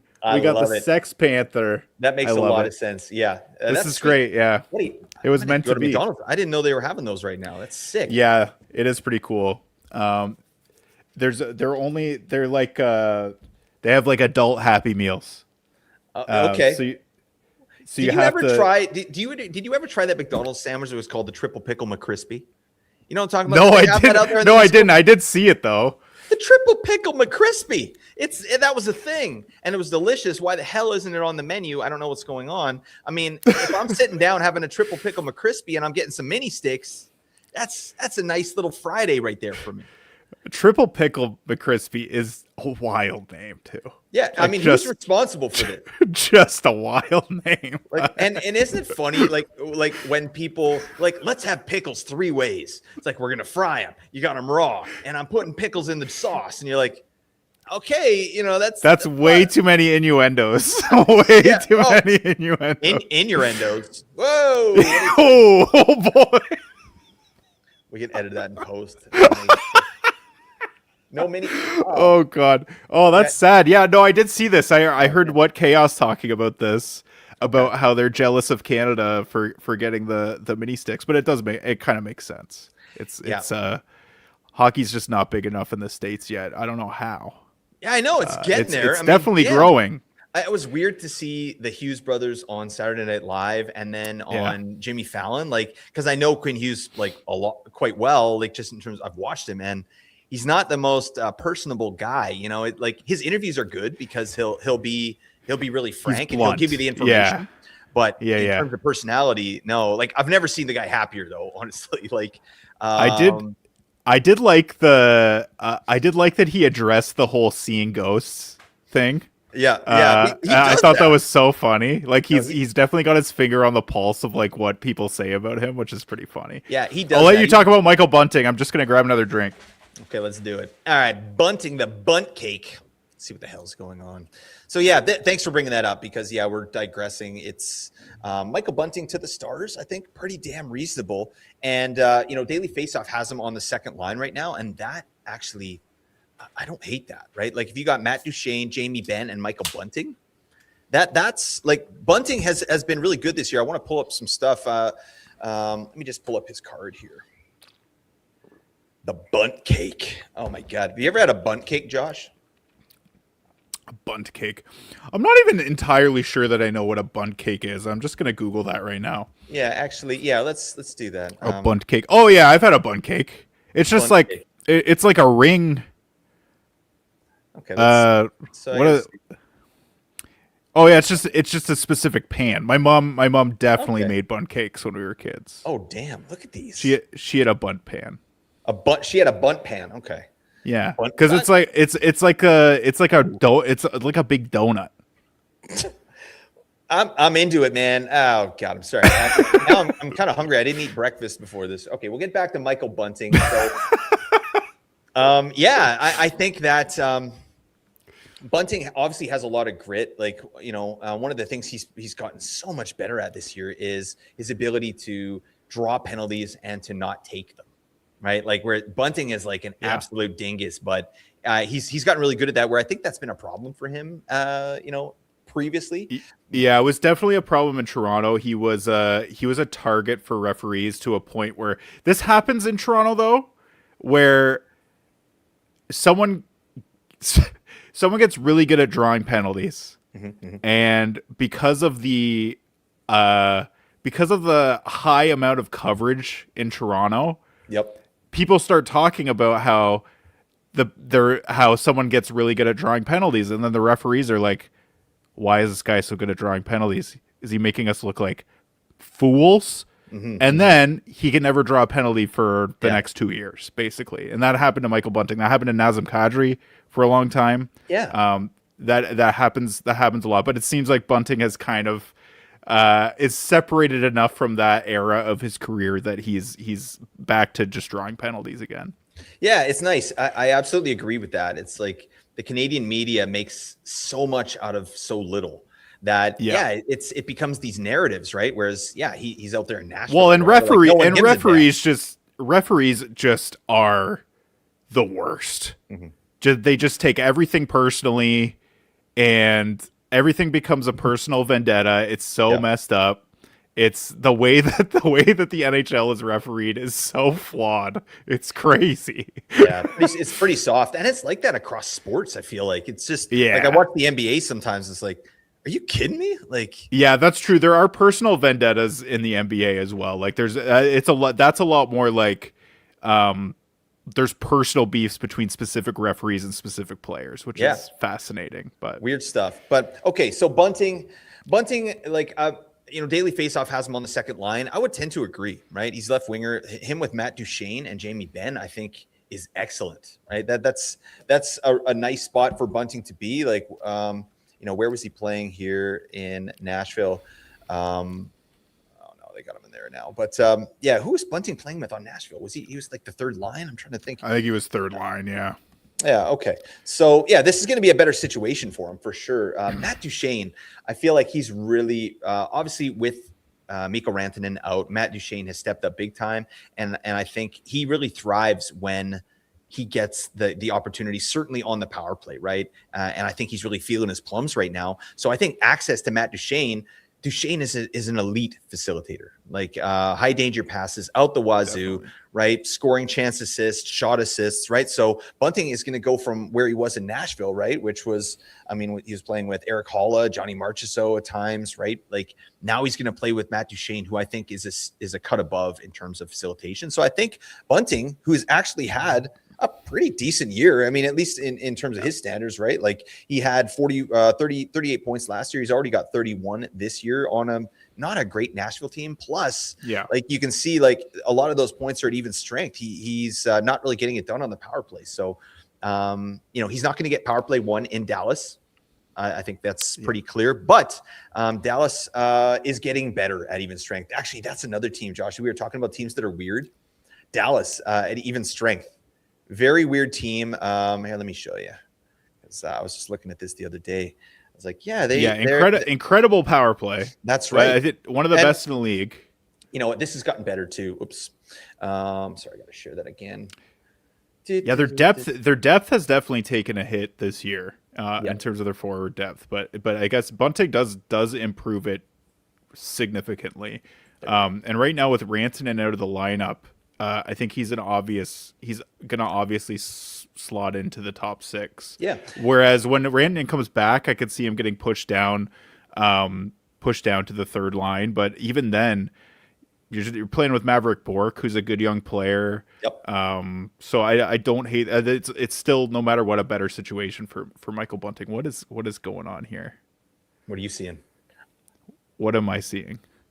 You explain it to me. What we're looking at here.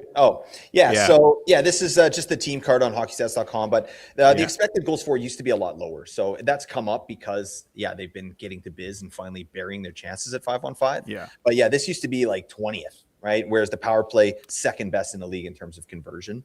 So it's Dallas is trending upwards. They're really getting to biz now. And I think that I like Michael Bunting. I think that's let's talk about some of the Dallas streamers here. So you got Bunting, you got Jamie Benn, you got Maverick Bourque. How are you ranking those 3 players? Bunting, Jamie Benn, Maverick Bourque. I'd probably go in that order, honestly. I'd go Bunting, Benn, Bourque. Bunting, Benn, Bourque. Yeah. I think Jamie Benn, I'm not as high on him as I have been in previous years. He had a really hot stretch when he came back from injury at the start of the season. Yeah. And then he's kind of tailed right off after that. And actually, it wouldn't surprise me if when Rantanen comes back, if Jamie Benn's actually the guy that gets moved down to the third line and Michael Bunting stays on line 2. So I'd say, Bunting and Benn are pretty close for me in terms of streaming. But I'd probably give the edge to Bunting just because of the way that he's played this year, and then I think you go Jamie Benn next, and then Maverick Bourque. Okay. Before we move on, let's real quick. The Braden Shen trade looks like it's going to be a first, a third, and a prospect going to St. Louis for Braden Shen. Oof. That's pretty spicy. That's a little steep, but that's a lot. That's a lot, but that's it's a. It's a seller's market, I guess, according to Pierre LeBrun. Thank you, Pierre. It was a buyer. Darren Drager says it's a buyer's market, but Pierre LeBrun says it's a seller's market. It's very cool. What the hell's going on with NHL insiders these days too? Are they nuts? Darren Drager has been on one over the last month. What the hell was that bit with the doctor? That was crazy. Why? I don't know what. That was completely unnecessary vitriol, and ever since, and he's been eating it ever since, because every take that he has been wrong, getting retweeted out the wazoo. Yeah, it's like everyone's just attacking him now but he completely asked for it. It's crazy. Unnecessary beef to get into with this guy. I love that doctor's Twitter, actually. It's good stuff. It just gives you an idea. Truthfully, I don't think there was anything wrong with what he said. It was literally just right. Based on what I'm looking at, this is what it could be. And then Drager's like, I don't think we should be speculating about things. Yeah. And it's like, your job is to speculate about things. Yeah, that's what you do for a living. What's the difference? Yeah, absolute wiener. I don't know. Very weird. But okay. So the Islanders right now are 5th in the conference, right? So it makes some sense that they're trying to beef up. Braden Shen is a nice get. I think that's one of the bigger moves that we're seeing here today. I think that's a guy that, what do you think? Are you picking Braden Shen up for the Islanders? They don't have an amazing schedule moving forward. He could get a chance on power play 1. I think we have to look at that. Obviously, the Islanders power play, it's not great, right? I think we looked at it earlier, but I think it's actually pretty bad. 31st overall. So, it's not like he's getting some great opportunity here. He was power play 2 on St. Louis. Do you think he gets power play 1 here in New York? I think it's possible, but I also don't think that he really moves the needle on a power play. He's probably he's probably a net front guy. He's probably an improvement on Simon Holmstrom, but I don't think that he's gonna make the Islanders power play that much better. So it's one of those things where it's like, okay, I definitely have to see what his deployment looks like. Obviously if he gets slotted in on the left side with Bo Horvat and Matt Barzal, then I'm very much interested in taking a look at Braden Shen. But if he's a little lower in the lineup, I'm not necessarily jumping out to pick him up. Like he's kind of been a streamer level guy for quite a few years now. So I don't know that him coming to the island. I like the move for them in general, but I don't know that it really increases his fantasy value that much. Yeah, I think that it does increase his value, but it also like you got a new face in a new place, right? Which is like that. There's a lot of variance that goes in there. So take it with a grain of salt. But it's someone we want to keep an eye on. I think I want to see the deployment that he gets there, and potentially like I think it's going to be top 6, which he got in St. Louis, and if he can slide onto power play 1, I'm vaguely interested there. Glowing recommendation of Brayden Schenn there. But okay, who's still on the board? Who's still on the board? I mean, technically Bobby McMahon. Like I'm getting sick of this shit, man. Like shit or get off the pot. I know. Like get it done. I'm so with you there. Like they better be getting a first round pick for this guy if there's a bidding war between Colorado and Edmonton. Like, but do they even have those type of picks? Like, I don't even know that those guys have that type of draft capital left. They've been making deals all over the place. Yeah, I'm not sure McMahon goes for a first. I think he could potentially. I bet it's going to be something like really underwhelming, like a third. Yeah. Third or like a late second or something like that. You know what I mean? But I mean, Canucks are in the same boat. We got Evander Kane over here. Why is he still on the team? I don't understand. Like, just get a 4th round pick. I don't care. Like, get this guy out of here. We're going to lose him for nothing. So but I guess, I don't understand the hesitation of these teams on Evander Kane either, because I think that's a guy that can do something, right? Come playoff time, like that's his game. He can step up, I think, in the playoffs in limited minutes, right? So that's another guy that I'm surprised is still out here. Like, and then all the big names, there's not too many, but Vincent Trocheck, if he doesn't get moved, I'll be surprised. Like, he's legit telling his kid, like, it could potentially happen. And, his kid's like, oh, you can go. I'm going to stay here. I've got a hockey team here, That was pretty funny. But Vinny Tro, Nazem Kadri, I think I want to see 1 or 2 of these guys get moved. I think that makes some sense. The defense in New Jersey, again, like Dougie Hamilton, I don't know. I think there are going to be a lot of questions for these teams if they don't do something, right? And man, it's a fine line because you don't want to force something, but there's some stuff here that just kind of makes sense that's not really happening. And I think that's maybe just our level of not understanding like some of the nuances of this stuff. But I mean, some of it makes sense. I wonder though, like, I mean, one of the things that really is hampering this deadline, I think, is the rule change about salary retention, about how they can't double retain anymore, at least immediately. So that's going to hurt, because that really facilitated a lot of trades over the last few years. Once GM started figuring out that they could do it. Once I remember the first time it happened, everyone was like, "Oh shit, that's pretty cool," and then everyone just started doing it. It was like a domino effect. So, but yeah, I think that is definitely hampering things. But again, last year, right at the, like down at the very end, right at the finish line, there was a lot of big deals that were made. Like the biggest deals were made right at the end, like the Brad Marchand deal. Brandon Carlo went at the finish line. Like it wouldn't surprise me if teams get a little bit desperate right at the end. I mean, I'm sure they're all working the phones, right? Like, it's not like they're just sitting on their hands, but I don't know. We got a question here. Do you think we will see one blockbuster trade this year? Yes or no? What do you think, Joshy? I'd have to, based on vibes right now, I'd have to say no. But I mean, it's anything's possible. 2 years ago was Thomas Hertl. Like that came right at the wire. Like that was on when we did the stream 2 years ago. That was a big deal. That came out of completely out of nowhere. Yep. So anything can happen, and sometimes it happens right at the end. So we've got 20 minutes left. So you may start seeing some things rolling in, and sometimes you hear about things happening like 20 minutes after as well. So Yep. I mean, we're going to go till the wheels fall off, but Let's see. I just pulled up a tweet here from Jack Hahn. Love Jack Hahn and his content. We got a scouting report on Soderblom. I thought let's just talk about Soderblom some more. Obviously 6'8", 252, high skill level. And Jack Hahn is saying he's an oversized JVR type player.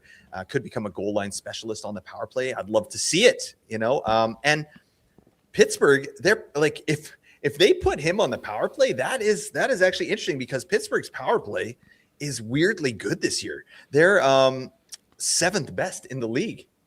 Did you know this? Seventh best in the league. Their penalty killing is second best in the league. And you know who's driving all this? It's not just Crosby. Malkin having a renaissance year. This guy, it's not just a fluke, right? Like he's actually driving play at an elite level.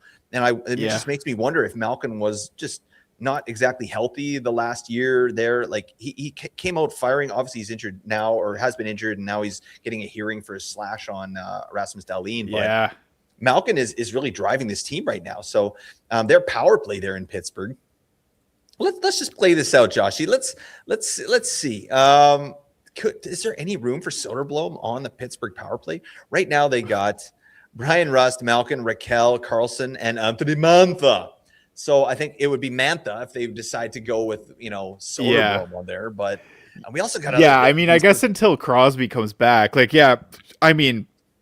brother, putting a 6'8" guy in front of the net just to stand there and screen the goalie, even if he's not tipping pucks.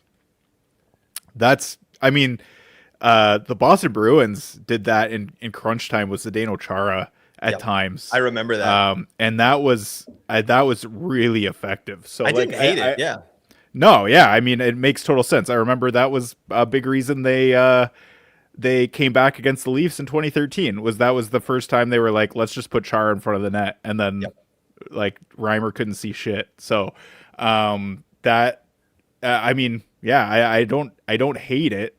But once Crosby's back, there's a pretty obvious top 5 there, and I don't think that he gets time there at all. But I don't know. Give him a shot. Yeah. Give him a shot. Just try some shit. Just give him a shot. What are you doing? Throw some sticks in the air. See what lands. I don't know. Elmer Soderblom, everybody, blockbuster deal going to Pittsburgh. Man, I can't believe looking at Pittsburgh's decor that they're as good as they are. Yeah, it's crazy. I will say, Carlson has had a good year. Like, obviously, I think he got the 100-point year, and everyone expects that. And it's just, that was a special year because in San Jose they didn't care about defense, right? So they be like, EK65, get out there and just score, do what you do, right? Like when he came to Pittsburgh, they already had Letang here, who was the power play one guy, and it just didn't really work. But so I'm happy to see that this year he's I think he's kind of right where he should be, Erik Karlsson, in terms of his point scoring, and then he's doing well on that power play as well. So it makes some sense. But he was rumored to be on the move as well. Like, I don't know what these teams are doing. Because it has been a quiet deadline. Like, things are not really popping off. There's not even a lot of rumors out there of what we're looking at. So, man, it's a super weird one. Man, I just Bobby McMahon, are you gonna get traded or what? Like, I'm so fed up, dude. It's got to happen. You got two teams. One of the teams that I bet that Bobby McMahon will be one of the guys that's traded here, kind of right at the end, like, because they're just trying to get, extract the most value possible. That makes some sense to me. It does make sense, but then it's like, okay, so Brad's fielding calls from two teams for Bobby McMahon right now. Mm-hmm. What about OEL? What about Scott Lawton? Like, he's not the only guy. Like, I understand trying to, like, maximize value here for Bobby McMahon, but, brother, you should have probably started working the phones a little bit earlier. Yeah, why did it? Because by the sounds of things with the Leafs, and the most frustrating thing is it was pretty last minute that they've decided to sell, and it's been pretty obvious that they're not doing shit for a long time. Mm-hmm. Like, it's been at least 2 to 3 months it's been. Oh yeah, I'm not. I'm just. They need to just absolutely empty the front office, I know. but I think I don't think it's going to happen. I know. Well, I'm in the same boat. It's funny, like Yeah. Canucks and Leafs are very similar. Like in Vancouver here, we got to take it down to the studs, right? Like this is bad. And nuke management too. Like this is terrible. It's been mismanaged to a stupid degree, right? Yeah, it's just really frustrating stuff. And then when you see a quiet deadline like this, like at least for the Canucks, like they don't have the assets that Toronto has. I think, if Canucks do nothing else moving forward, it's like, okay, like we got some bits and pieces, right? So, let's see. Got a note here. Brindley sent to the minors at Colorado. Who are they clearing room for? Can we confirm that? Interesting. Maybe Bobby McMahon. I would think so. Could be or Bobby Kadri, McMahon. right? Let's see. Let's see what the hell is up. That would be crazy if they brought. Yeah, for sure. Okay, brought we'll Kadri keep you updated there. We're checking the ticker tape here, the wire. See what's going on. But yeah, let's see. I'm just trying to find that Gavin Brindley news. Let's see. Yeah, not seeing. All right. Well, we'll keep an eye on that for sure. A couple other questions here. Let's see. How about Vancouver getting rid of the best neck in hockey? Oh yeah, Tyler Myers, the giraffe. Did they get a replacement? No, not really. Like it's Victor Mancini at this point, and he's pretty good actually. I don't mind Victor Mancini, but it's not about what they're doing here this year, right? So Victor Mancini's up just to get some reps. There's no replacement for Tyler Myers. The thing is too with Tyler Myers going to Dallas, I know that was a trade. We didn't really talk about it because it's not fantasy relevant in any way, but yeah, he's a depth piece there, right? He was a bigger piece here in Vancouver, and that's part of the reason why the defense was pretty bad. Like Myers is not a good defenseman, unfortunately. He's a great guy in the room, right? But he's a really good skater, north south. But east west, he can get dangled out of his shorts. It's not even close. So I think there is no real replacement. They're just going to bring some of these young guys up, more touches for guys like Willander, DPD over here in Vancouver. Mancini's going to get a look. So let's see what else. Hot take: they should have traded Matthews, not Marner. Oh, I mean, yeah, I think I still disagree, man. I like. I mean, Mitch is not having a great year either, and he's not a guy that Mitch. Mitch was the biggest problem. He still was, but Matthews is culpable as well.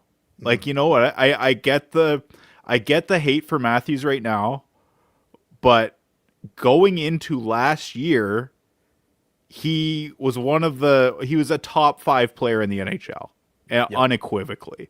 So I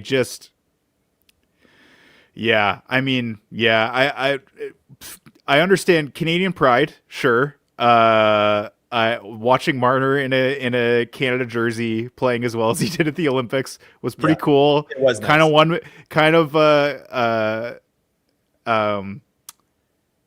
of made me, I don't know, here we go. a little less sour on Mitch. But I mean, I still don't think that was it. I mean, what they should have done was gotten rid of Mitch 2 years earlier, before his no trade kicked in. That's what they should have done. But this is the Leafs. There's a very obvious issue. They don't deal with it. And then when it's too late, they're like, "Oh, let's do something about this." And then they can't. And then they can't effectively make the asset management is horrendous. I know. So anyway, and they're under the microscope too, and they're just continuing to fumble the bag, right? We do have some news. I don't know if it's confirmed yet, but we got potentially Justin Falk going to Detroit. Oh, wow. Yeah, so that's an interesting piece. That's significant, yeah. Yeah, I mean, so if that comes through, we'll let you know. Oh, here we go. There's some more too. So we'll talk about Falk in a second. I got some more news here. So someone on Trade Centers said the ask lowered on McMahon as we get closer to the deadline. It's a second round pick now as the Leafs push to get McMahon traded before the deadline. So I'd be happy with a second round pick, honestly, for McMahon. I think same. You got to get that done. Same. I think if you told me going into the year that you were dealing McMahon for a second round pick, I would have been pretty happy with that. So yeah, absolutely. Yeah. Well, let's dig in on this Justin Falk thing really quick here. I want to just get this going. Sorry, I want to pull open some information here. But yeah, that's an interesting piece. I mean, that's again a depth signing, right? No, Detroit Red Wings front runner for St. Louis Blues. Justin Falk with 17 minutes to go. Okay, what does Falk bring to the table there? Like, they've got a power play one guy in Moritz Seider. That power play is really good. Detroit Red Wings power play, 13th best in the league, should be higher. Honestly, they've shown like really good efficiency there. They have Lucas Raymond, who's an amazing power play performer, Dylan Larkin, obviously Patrick Kane. That power play, I think, will probably finish top 10 in the league. But yeah, so Falk's not getting power play one. No. What is he bringing to the table? Like what's your initial take on Justin Falk here? Yeah, I mean that's another guy that doesn't really need power play time to contribute offensively. I think he's probably like, where does he slot in the lineup? Probably top 4. Probably their fourth defenseman, so their second pair right shot guy. Let me just take a look at their depth chart here. Yeah, I'm pulling up here too. So we got, I mean, it's Edmondson, Seider. Oh yeah, so sliding in for Bernard Docker. Yep.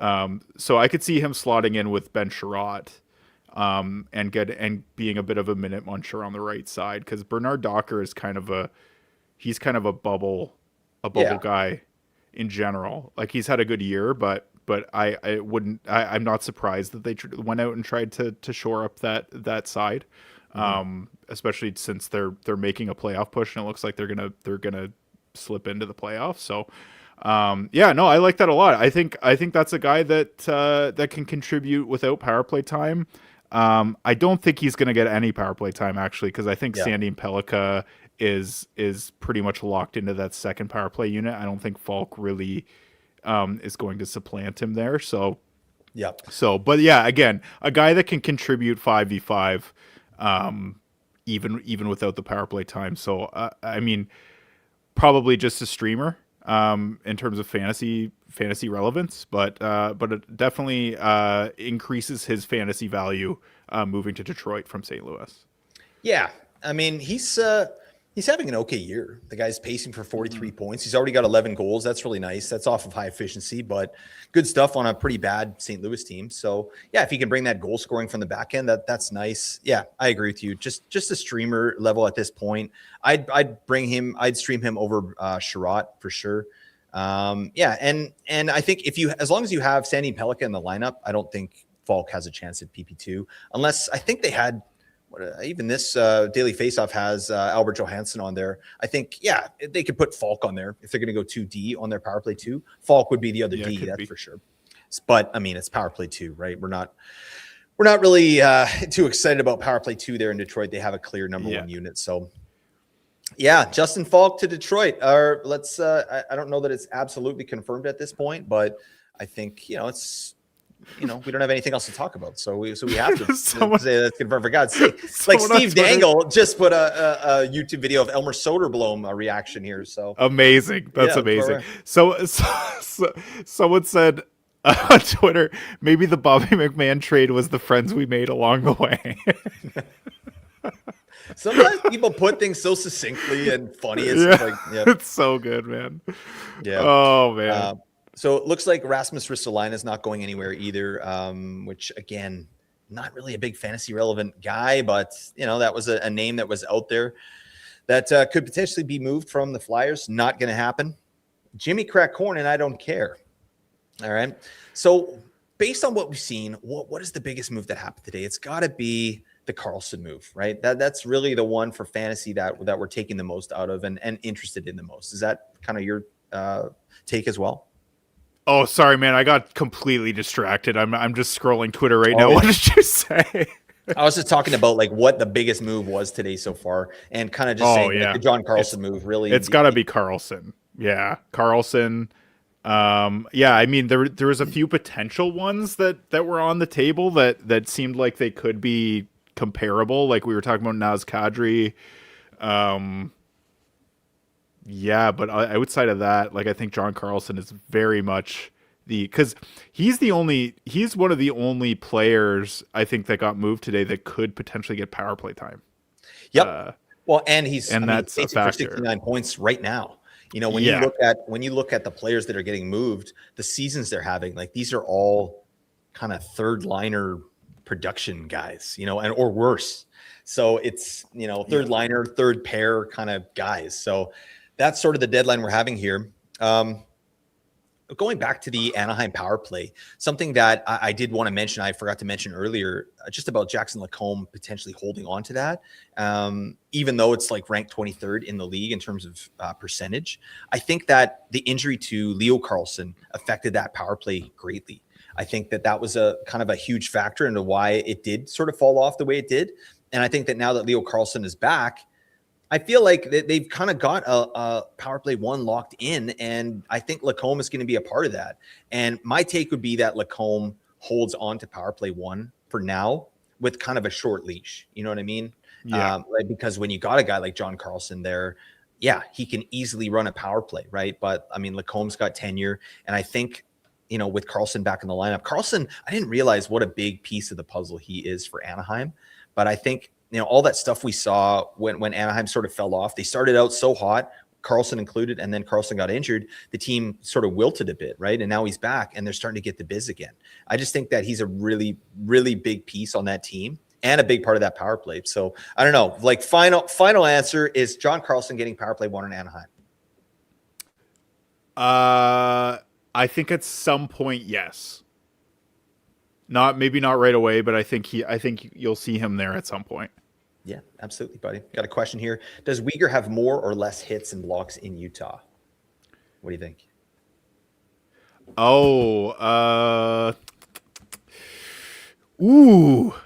I think that's tough. I mean, he probably fewer blocks because they're a better possession team than Calgary. Mm-hmm. So he won't be in a position to block shots as much. Not to mention his time on ice is probably going to decrease a little bit just because he's probably not going to be a top pair. He's probably going to be second pair guy, I would imagine. Yep. And so in terms of hits, I mean, again, if they have the puck more, there's not as much opportunity to hit. So I would imagine his peripherals actually go down slightly. Yeah. But his offensive numbers, I think, probably go up a little bit. Yeah, I think that would be my guess. Yeah, I think that's exactly right. I was just digging in on even Corsi against per 60 at all strengths for Utah. They're fifth best in the league in that metric. So they're suppressing a lot of shots, right? So it just stands to reason that Mackenzie Weegar's not going to get as many blocks because they're suppressing more shots, right?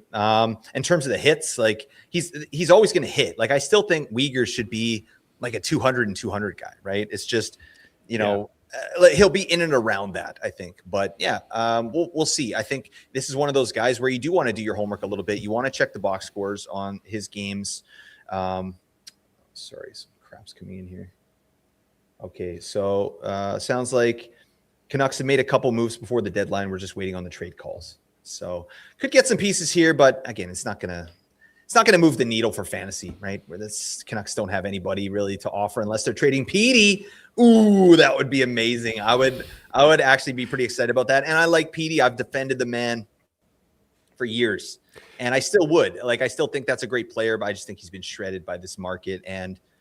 He needs a fresh start to kind of get back to where he was before. But that would get me pretty juiced. I'm not going to lie.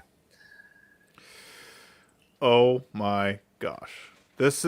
I'm actually getting so angry right now. Yeah. We have 1 minute left and there's still no Bobby McMahon trade. I'm so mad. Let's see. Man. Yeah, Drew Livingstone just said the Leafs aren't going to trade any of the 3 players they scratched over the last 2 games. That's embarrassing. I know. Just toot in someone's face and then welcome back, guys. What the hell, man? OEL too is a surprise. I thought there'd be a big market for that. Let's see. Yeah. Besser moving. I'm calling it. I think it'd be a good move for the Canucks. Although I love Brock Besser. He's probably my favorite player on the team at this point. Guy's just a good human being. But yeah, in terms of fantasy, like he needs somebody else to drive play, and he needs to just be at the end of passes, right? So we'll see. I would love the Canucks to do some stuff here, but I don't know. Okay, this is the time. So we are going to stick around. Josh, you good for a little bit here? Maybe like 15 minutes? Oh yeah, I'm good. I'm good for another 15. Yeah. Okay, let's just see what happens here. Okay, let's see. A few trades, a couple of minor moves the Canucks are doing. So that kind of stinks. Let's see. Well, at least they're doing something. At least they're doing something. And we're not hearing anything from the Leafs. I'm still surprised about Trocheck. Like, I guess, like, if it's a seller's market, then yeah, like they don't have to move these guys for bits and pieces. Like they can hold out. And I mean, Trocheck is one I am surprised. I really thought that Trocheck was going to be one guy that was moved here at the deadline, especially for like his roster hit 2 years at 5.6. That's crazy. I mean, I don't know. I think that's worth taking a shot at. The guy's, he's in his early 30s. Yeah, I'm a bit surprised on that one. I thought that he would definitely be a guy that's moved here. It's just I guess you know what the other thing is here? There's no clear cut like Stanley Cup contenders. It's so even the teams that are looking like they're going to make the playoffs are I mean, the parity is pretty, like, they're all very close in both conferences. I mean, in the West, you've got Colorado, Minnesota, Dallas, that I think are the clear-cut top three. In the East, it's wide open. It's completely wide open. So it's one of those things. But then, on the other hand, like, wouldn't you think that a team would try to completely bolster up to try and get a leg up on everybody else because it's so close? I don't know. I think the mentality there is I'm not really sure. Not to mention there are so many teams that haven't been in the playoffs that are now looking like the Buffalo Sabres and I mean the Habs were in there last year, but they still have lots of assets. Like they haven't made big moves to acquire outside of Noah Dobson. So they've got draft picks, they've got prospects. Like there's teams that have the assets necessary to make these deals, but they're just not doing it. So it's kind of interesting. I remember this with like the free agent frenzy too. This last time, like with the salaries going up, like it's not the same as it's been in years previous. Like a definitely more cautious approach from these NHL GMs in terms of this stuff. Yeah. Oh man. I know you're dying, aren't you? Ristolainen staying put. Let's see. All Sharks pending UFAs on. Oh, that was an hour ago. That's not new. Okay. Well, let's say nothing else happens. Are there any like who are the winners and losers of this NHL draft? NHL draft. NHL the trade deadline. Trade deadline. Yeah. Who are the winners and losers? I think. I mean, you got to say the Ducks for getting the best player dealt. I think they're a big winner. I mean, a loser is definitely the Leafs for not dealing anybody other than Nick Waugh. That's crazy. Yep. I did just see actually that Pierre LeBrun just said that the Panthers are trying to re-sign Bobrovsky.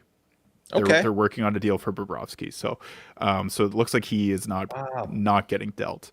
I just got from, but yeah, I mean, I guess on Twitter here as well. Sorry to interrupt you, Josh. Minnesota's done for today, so it doesn't sound like Tro is going to go. So yeah. I mean, you mentioned Minnesota. I do like what they've done. And that's kind of, I mean, it wasn't all today, but someone said McMahon to Seattle. Yep, there you go. Yeah, I just got from Sarah Valley, Bobby McMahon to Seattle for a second in 2027 and a fourth in 2026. Yeah, I mean, that's fine. Yeah, okay. That's fine. Could be worse. Yeah, I think that feels good. I mean, Seattle, I mean, they're in and around it too. Like 1, 2, 3, 4, 5, 6, 7, 8. They're what is that? 1, 2, 3 counting. They're in. I feel like they're in 8th in the West. Are they 8th not? spot. Yeah, they're right in the mix. And that's a team that I don't know how, like, the West is so different than the East. It's very top heavy. Like Seattle's in the mix. That's crazy.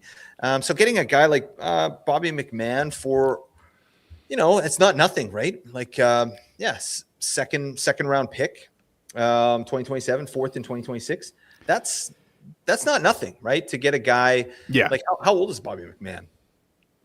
I think he's older than he's 29, 30, I think. Okay. He's a late bloomer, but still, I mean, I don't hate anyone for acquiring Bobby McMahon. I think and Seattle specifically, I think he becomes like a locked in top 6 forward there because they have a ton of just guys. There's not a lot of big offensive weapons there outside of Jared McCann. So then now they got McCann and McMahon, which is pretty cool. So I don't hate that. Yeah, that rocks actually. But yeah, I don't know. I don't hate that for Seattle at all. I like Bobby McMahon a lot, and I think he makes any team that he's on a little bit better. And do you think he cracks the top 6 there? Like, who does he bounce? I mean, who I really can't stand as a player, like Chandler Stevenson. Oh my god. Yeah, get him out of there. But I mean, how But he's a center. Yeah, so and they're into him for term, and like they give him minutes. Like, yeah, it's crazy. I mean, yeah, that's interesting. I actually am not sure. They re-signed Jordan Eberle today. Yep. So yeah, who does he bump from the top 6? I mean, Jaden they play a top maybe? 9 there anyway, right? Like, yeah, that's true. That is true. Shane Wright go. That would have been a nice piece for another. Well, team. There was definitely some chatter about that, and then you could move Berkeley Catton to center and put Bobby McMahon on the left side with Capocacco. But yeah, no, I don't know what you do there. I don't know where you put him. But I mean, he's a guy. He's definitely going to be in the top 9. So okay. I don't know who gets bumped out of there. We got Ryan Strome from Anaheim to Calgary. Who are these players? My God, help us out. So just a cap dump. I wonder if did they attach a pick to that? I'm sure they will. Like it's that must be what that is. Well, I mean, like he must have years remaining on his deal, right? Let's see. That's the only reason that would make sense. I don't even know. From salary, I'm just looking it up here. What a brutal, he's got two more years at $5 million. So, okay. Justin Hall going to St. Louis. Okay. These are the type of trades that are coming in. Like, it's not even trades you want to analyze for fantasy hockey, really. Like, these are not even guys that are going to be waiver wire guys. We're not going to be picking them up. So, I don't know. A couple questions here. Is Shane Wright the new Nail Yakupov? I don't think so. I think Shane Wright hasn't really been given an opportunity to do things in Seattle, and I think the underlines have been really good. It's just the opportunity. They really go with a roll 4 lines kind of mentality there in Seattle, and I hate it. Right, Shane Wright is a guy that should get 18 to 20 minute treatment, like to really pop off, and I think he has that in him. But we'll see. Shane Wright was also not billed as an offensive dynamo. He was kind of more like, I remember, like, even when they had him going first overall in like the pre-draft rankings, a lot of guys were talking about him being like a defensively responsible, like very like kind of a high floor, low ceiling type guy. So I'm not super surprised to see him kind of as a middle 6 guy right now, but I think he has the tools to grow into something more if he gets the opportunity. But again, Chandler Stevenson, I mean, I said this the moment I remember we did a stream after free agency where they signed Chandler Stevenson, and I was like, that is the worst signing I have seen in years. I think that's sense. So ridiculous. It made absolutely no sense. You got Matty Beniers, you got Berkeley Catton, you've got Shane Wright. Those are your top 3 centers of the future. And then you bring in Chandler Stevenson for 6 or 7 years or something like that. It was crazy, man. You just sign roadblock, basically. Just like, here you go. Yeah, this is a roadblock to your development. Just to fill a roster spot to suppress your young guys. It doesn't make any sense to me, but yeah. Didn't make a lot of sense. There's a good tweet, Jay Fresh, just talking about Justin Falk. Defensive role there with St. Louis. Yep. Produced well. But has the tools to be a top 4 contributor again with the Red Wings. I'll buy that. Yeah. I mean, I like the goal scoring. A first and a third for him too, actually, for St. Louis. That's a pretty good return for Justin Falk, honestly. Oh, for sure. It works for both if Falk can kind of play up to his strengths. But yeah, okay. So we're getting some stuff here out of New York. Vinny Tro not getting traded. So yeah. Great. We're getting all the tweets of people about people not getting traded. That's the best. This is brutal. This sucks. What doesn't suck is just talking hockey. I love doing that, but would have been so much more fun if we got some real barn burners where we can dig into fantasy. And what happened here today is a lot of tinkering, right? Actual hockey. Yeah. Like there's been some good moves. So I mean, in terms of winning and losing, I think I like Anaheim. I like Utah getting Uyghur, I think is a really strong move. Oh, Leaf legend Justin Hall also going to St. Louis. Okay. Whoop-de-doo. I don't. Yeah. Just a cap. Just to work the cap out, I guess. That's interesting. So that makes a little bit more sense for why they got such a good return for Justin Falk. I mean, obviously still a solid top 4 defenseman, but a first and a third team. I was like, that seems like a lot, but I mean, it's just absolutely crazy, man. Okay, so here's a good question: is Philip Broberg worth the pickup now that he's power play 1 in St. Louis? And I think he should be power play 1 in St. Louis. That's a really good question. Let's dig in. Let's see. So I think absolutely. Like St. Louis's power play is not great, but they still have a lot of the season was without Robert Thomas, right? So now you got Robert Thomas in here. You still have Jordan Kyrou. Guys weren't moved. Like it's pretty much like business as usual. You lose Braden Shen, but you still got Holloway. You got a healthy Holloway now. You still got Jake Neighbors. I think that Philip Broberg is absolutely a guy that you can add, and it makes a lot of sense. Like what's your initial take on Philip Broberg there? Yeah, I mean, I think anytime you have someone slotting into a top power play spot, they're worth a look. No matter who they're with. And I mean, like the guys on St. Louis, like Dalibor Dvorsky is a really solid offensive young player as well. So if he's on the top power play, like I like that environment. Yep. Obviously, like you said, their power play just hasn't been very good, but the guys on it, like it on paper, it seems like it should be better than it is. Mm-hmm. Yeah, and even power play too. Like you've got Robert Thomas, Dylan Holloway, Jimmy Snuggerud. Like you have weapons on this team. Yeah. It's just a matter. So yeah, I think if he's getting the power play time with the best guys, I think you go for it at least at the bottom of your lineup. At least give him a shot. Well, let's dig in because that is fantasy relevant. That is something like because St. Louis does have a good playoff schedule. I think it's week 23. They're like 4 games with 4 off nights, so could potentially be your finals week. Really good, right? So Philip Broberg, let's take a look here.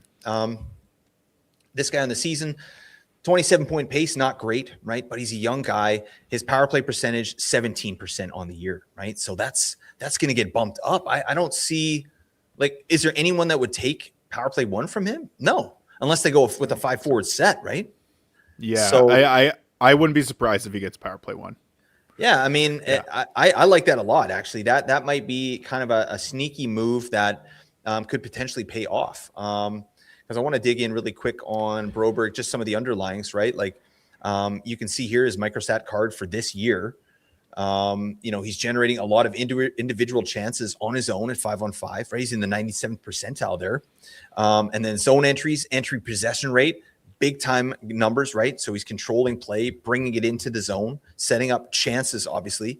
And then, chance contributions. I just love to see this. So again, chance contributions in this card means individual scoring chances that he gets himself, and then scoring chance assists that he gets, and then he combines that into chance contributions. So I don't know. I'm liking the microstat card for sure. We know this is a player, right? It's just a guy that was behind Cam Fowler and Justin Falk there in St. Louis, and now they're gone, right? I mean, so I like Broberg a lot. This is an underrated piece. I'm going to be looking in my leagues to see if he's there and to see if it makes sense to grab him, right?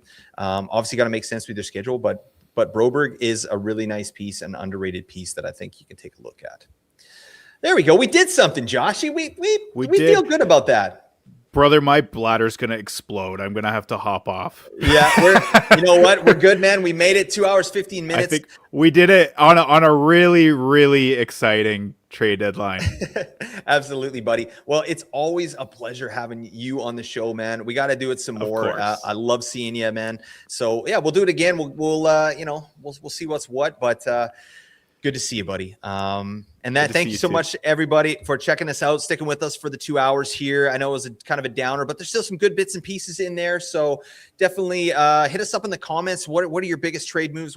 Any questions? Hit us up in the comments of this video, and we'll be free to answer those. Okay. But that's it, folks. Appreciate your time. Celebrate your day. Bye for now.